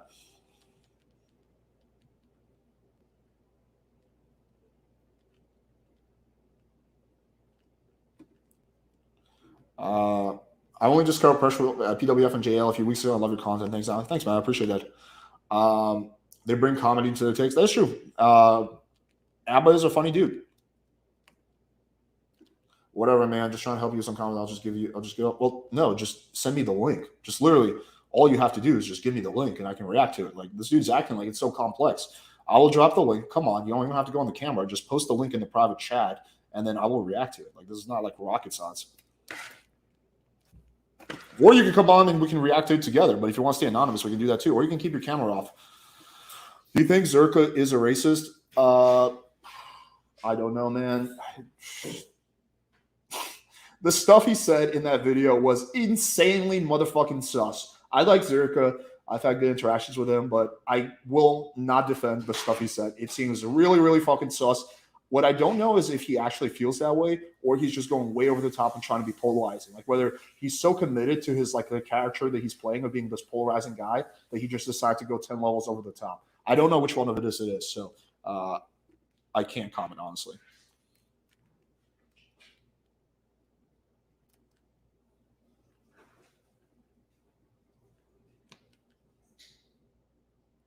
Alex, is there ever going to be a speed date? Yeah, it's going to be on Sunday.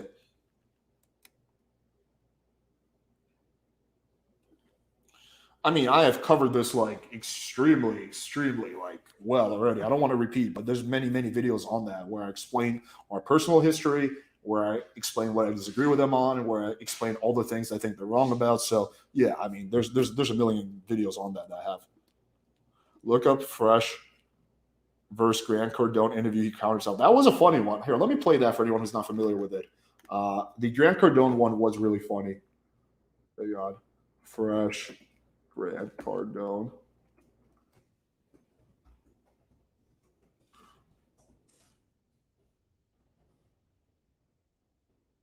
Okay, this is really funny here. For anyone who hasn't seen this, you're in for a treat.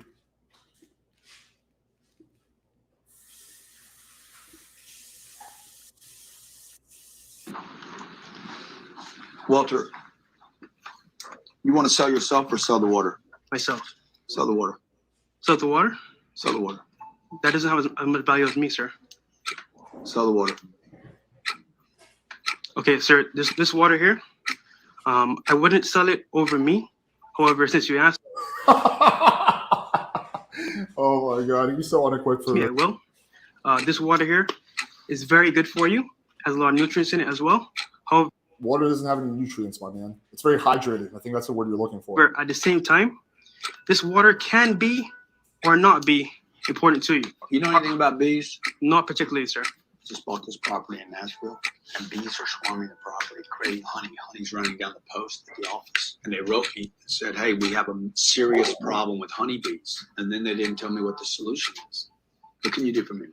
I can do a number of things. You sound like a robot, dude, when you talk to me. You sound like a robot. He does sound like a robot. Can you do sales, Jared? No. You look like a good guy, but everybody in here has been a good guy so far, except for the first 2 people I cut this morning that were probably criminals. Now might be a good time to try to save yourself. Yes, I mean, B makes more sense than you do right now. Okay, currently, sir, I am developing my skills in sales. However, we did a personality profile on you. Walter needs help with problem solving. Walter needs help with life. What do I do about those bees? First, we need to research how to get rid of bees. And secondly, it says that he exudes ego strength and self-confidence. Do you see it? How much money did you make last month? $120. $30. Oh my God. $30 a week is what you made last month. Yes, sir. How much money do you make? If you go to McDonald's 3 times, you're broke. Doing the 10x rule, I really would like to make $100,000 Yeah. Michael, Why 100,000, dude? Dude, before PWF, okay, this is the difference. Before PWF, I was not making $120 a month, okay? I had a job in doing sales training where I was making six figures. Not that it really matters. It doesn't really matter, but yeah, that's a big difference between me and Walter. I'd be pretty embarrassed if I was making $120 a month. I think Ganstar makes more money than that. Done. You don't have whatever it takes. Not this team. Okay, thank you. Good luck to you, all right? Thank you. Okay. Good luck to you, man. This is what every company in America is going through. We get worn out looking at resumes, so we end up hiring Walter. And then nobody shows up. I guess we. Oh my God, this is just too funny. I love this clip. Dude, you can't make this up. You cannot. This is what everyone is going through. We look at a bunch of resumes and wind up hiring Walter.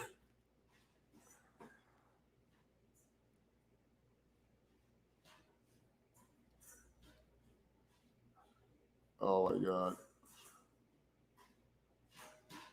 All right, let's see if there's any good comments, and I'll open up the panel. Fresh hit the damn jackpot when he got hold of Myron's coattails. That's true. Because the show would work without Fresh, but it would not work without Myron.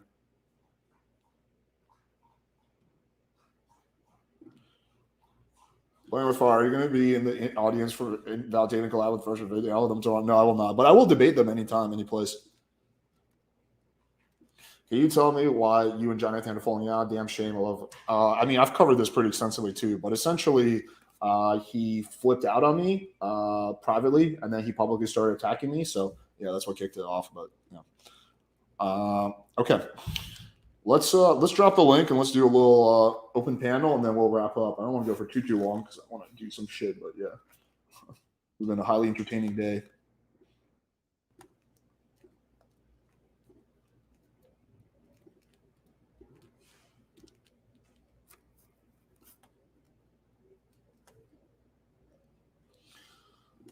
Okay, I dropped the link.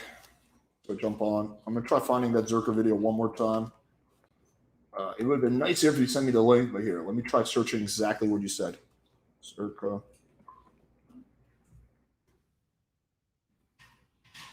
Zerka declares war on Tate brothers. Okay.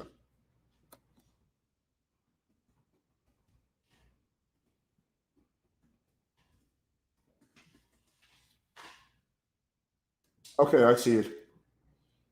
Oh, it's 24-minute long. Jesus Christ. Okay, let's just look at a little bit of it. I do see the video. If you just gave me these instructions initially, we would have saved yourselves a lot of time. So this is the video. I'm assuming I see 22K views. So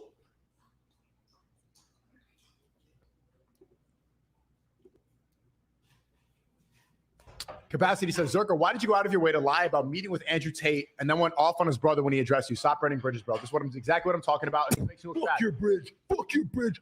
Fuck you, clown. You and understand? fuck the tater talk, little bitches. And yo, check this out. the funny thing is him and Tate believe like all the same shit basically. Like they would actually get along really, really well in real life.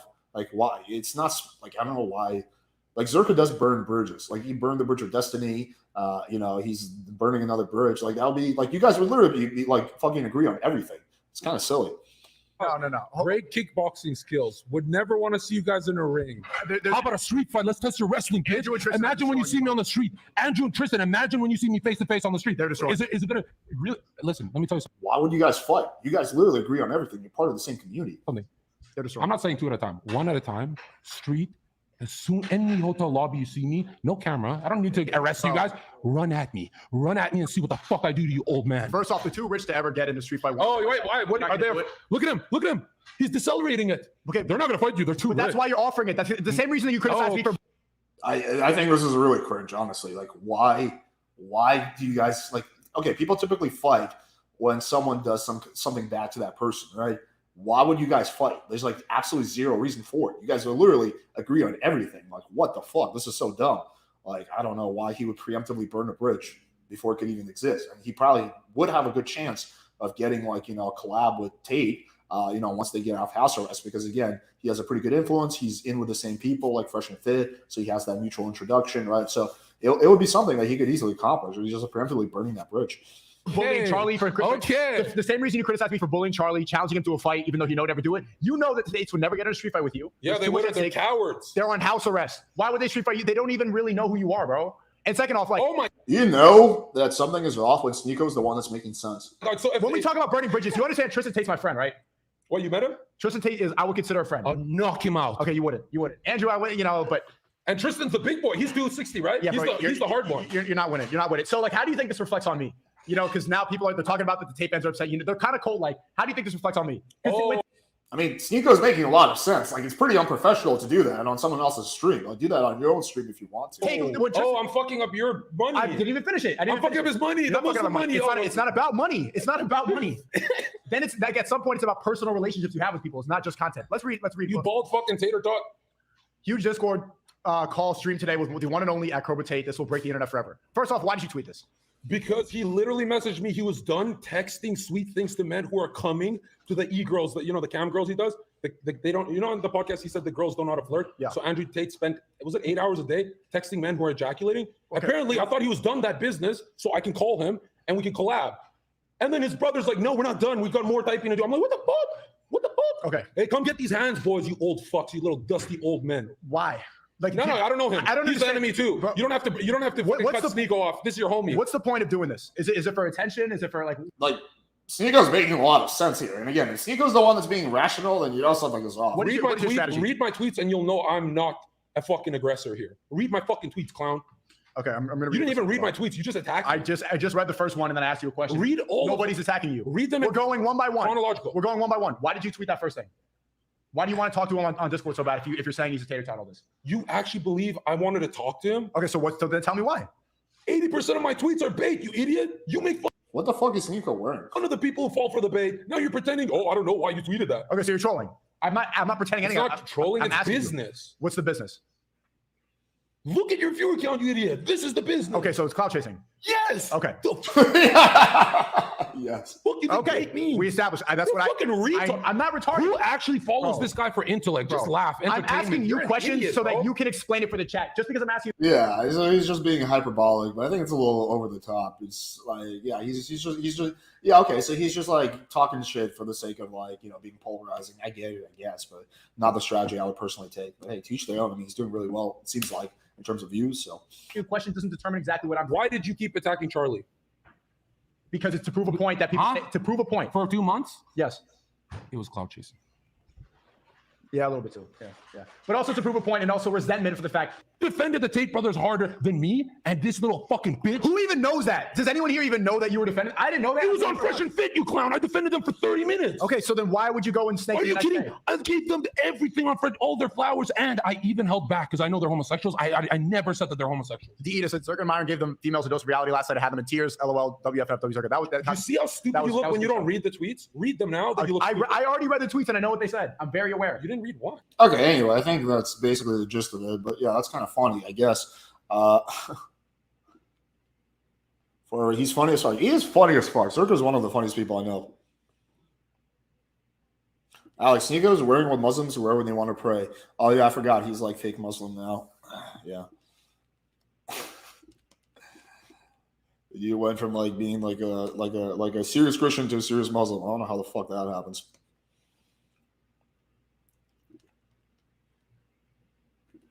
Let's bring Ashley on real quick. Hey, what's up? Hey, how you doing? Pretty good. I'm actually kind of becoming a Sneeko fan lately. Oh yeah? How so? I never thought I would say that, but I don't know. The last several times I've seen him, he seems to have become a lot more level-headed, and I don't know. Just like even the video we watched tonight, where they're all acting like animals, literally and metaphorically. And he was just kind of cringed out by it. I don't know. I just feel like he's kind of taking a different. I feel like he's evolving spiritually. Yeah, well, he couldn't have gone downhill much more. So yeah, I do agree. He's been like a lot more based lately. From I don't know what happened to him when he got back from his trip, or maybe he like when he converted to Islam. Maybe he like met some like fucking Islamic leader who sat him down and was like, Sneeko, actually, you should do this. I don't know, maybe he got more religious guidance or what happened, or he got more perspective from traveling. But yeah, something changed like a few months ago with Sneeko. For sure, definitely. And I mean, some people need that, you know. I'm not particularly religious, but some people do need that in order to, I don't know, ground themselves and have moral, some kind of morality anyways. I don't know. But oh my God. So the Andrew Tate interview, so fucking frustrating to watch. So frustrating. In what sense? Interviewer, the one doing the interview, obviously. Go ahead. We can't hear you. And because again, she would bring up we lost her for like 30 seconds. So you guys. Yeah, my one of my Oh, we keep losing you. We did you live stream yesterday? Yes, we did. Yeah, sorry. Somebody keeps trying to call me. But the interviewer just not having her facts, like you were saying. She was saying things that like legitimately happened, quotes that he actually said, things that were really on his website that you can still go and find. And it's not just quotes that are on his website, it's like literal videos of him talking about these things. For instance, him talking about how to basically fraud the cam girls out of their money by only giving them 30% of the earnings, claiming the extra 20% went to taxes because they don't know any better. Like, he's on video saying this, and she, like you said, she had nothing to back it up. She would just move on. It was so frustrating to watch. And I'm not even like I'm not a Tate hater, to be honest. I've never really given two shits too much about him. I've not liked him or disliked him, I guess you would say, but the points that she was trying to get him on, it was like, yeah, he literally did these things. It's provable. And like you said, you could say, yeah, in this video during this time, this timestamp, like, I don't know. It was just so fucking frustrating to watch. Yeah, I mean, I feel like she did absolutely like zero research. She probably had like her like aide, her assistant, or her producer like write up those quotes, and that's why she couldn't respond when he's like, "Oh, I didn't say that," or right, and she's like, well, I don't really know." So yeah, like, I feel like she was unprepared. I feel like that's pretty common with journalists nowadays. They don't really like do any prep work. Yeah, I mean, there's bad faith on both sides. They're both like deflecting a lot, and she came off really condescending and bitchy. He came off kind of agitated. I don't know if there was anyone who won in that situation. I guess the only people who won are people like me who got a good reaction video out of it. Yeah, exactly. The internet won. That's who won, the internet. Yeah, it was good content for the internet for sure. What do you think about the Abba and Preach thing? Real quick before we move on from the Andrew Tate, though, I was wanting your opinion on this because I was wondering this the whole time. What do you think as far as, was that a good move for Tate to do with these legal proceedings? No, it's Yeah. super silly. General rule of thumb is when you're a criminal investigation, you don't do any media appearances because it can be used against you in court. Exactly. There's nothing. There's no way he could benefit from this interview. Like, there's nothing to gain. BBC could definitely gain something. They gain clout exposure. He already has all the clout. There's nothing. He should keep doing like podcasts with people who are very friendly towards him, like people who will suck him off like Fresh and Fit, and then wait until the whole case is over. Then he can do like BBC. Exactly. But to actually go toe to toe with, and I mean, granted, I agree with you, she did a piss poor job, but to go toe to toe with a journalist on an actual like news now, and the BBC, when you're living in the UK right now, right? Like, come on, dude.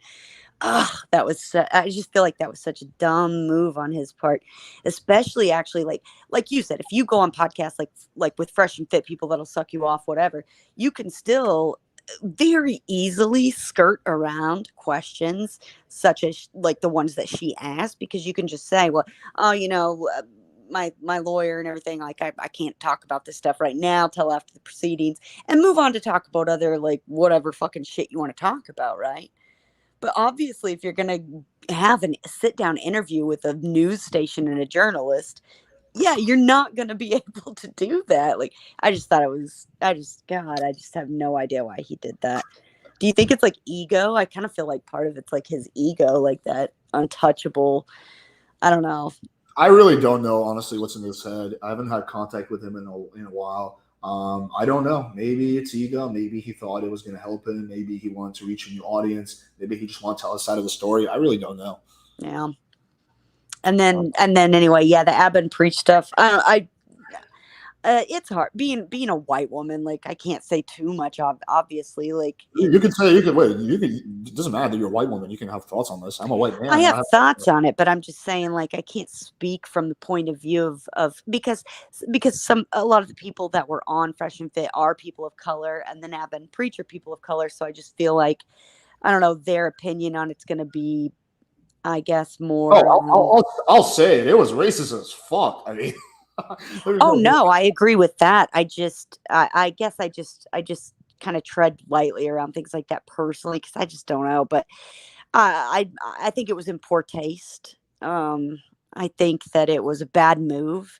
I think that no matter which way you slice or dice it, this is going to haunt Myron and Fresh and Fit for a long time.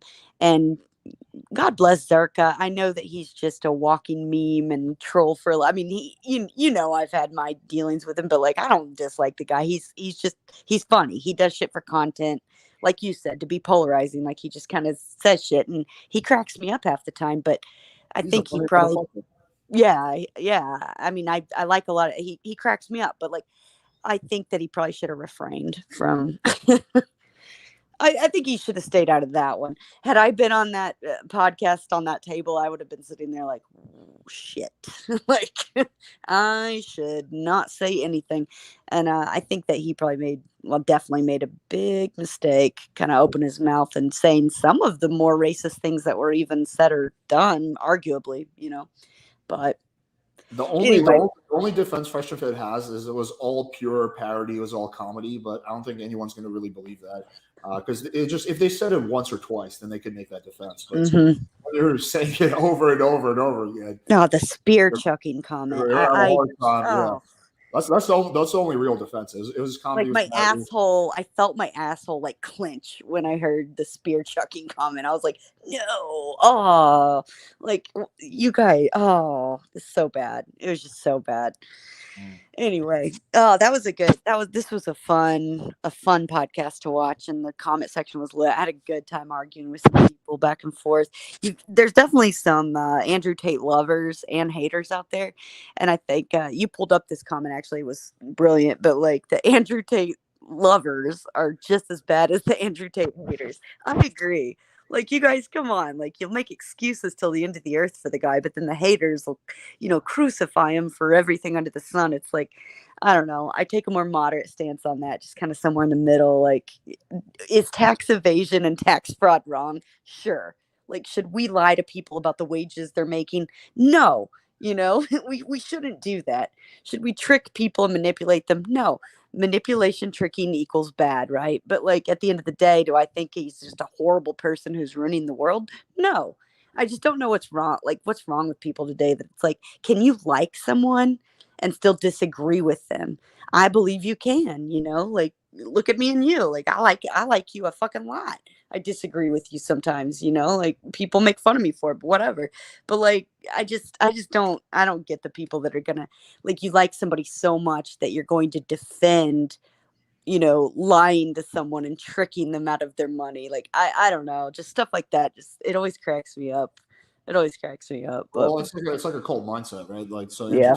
Like, create a little bit of a cult. So when you're in like a cult type of environment, you will defend everything that person says, and it becomes part of your identity. So yeah, not really surprising. But hopefully people enjoy this little breakdown. I feel like I did a pretty good job keeping it. I thought you did. I thought you really did. I very thoroughly enjoyed this tonight. Anyway, all right, I'm gonna hop off, but I just wanted to say that. Thanks for having me on, and keep it real. Sure. All right, for sure. Bye. Take care, Ashley. Bye-bye. All right, cool. All right, I think we can basically wrap up. No one else is coming on the panel, which is fine because I want to wrap up anyway. I think this was a juicy stream. I did not know about this Ab and Preach stuff until you guys told me about it, but it was everything you guys told me and more, honestly. It was really fucking juicy. So I'm dropping a really epic video for you tomorrow. It's going to be something I worked on pretty hard on. You guys are going to enjoy that. It's going to be out tomorrow at 10 a.m. It's already done. We just need to do some minor editing, and we're going to release it tomorrow at 10 or 11 a.m. So, yeah, I would say check out the PWF channel tomorrow around noon. And then Friday and Saturday, I'm not going to be streaming. I'm taking off. But then Sunday, I'm going to be back with the speed date. Monday, I got a debate with PWF's biggest hater. Not really, but he does hate a lot. Tuesday, I'm going to be debating. Tuesday's going to be, I think, the Andrew Crucible debate versus Kevin Ray Wilder. Wednesday, I'm debating Stefan. Thursday, I'll probably do the feminist pixie debate. So, yeah, I might move around the schedule, but yeah.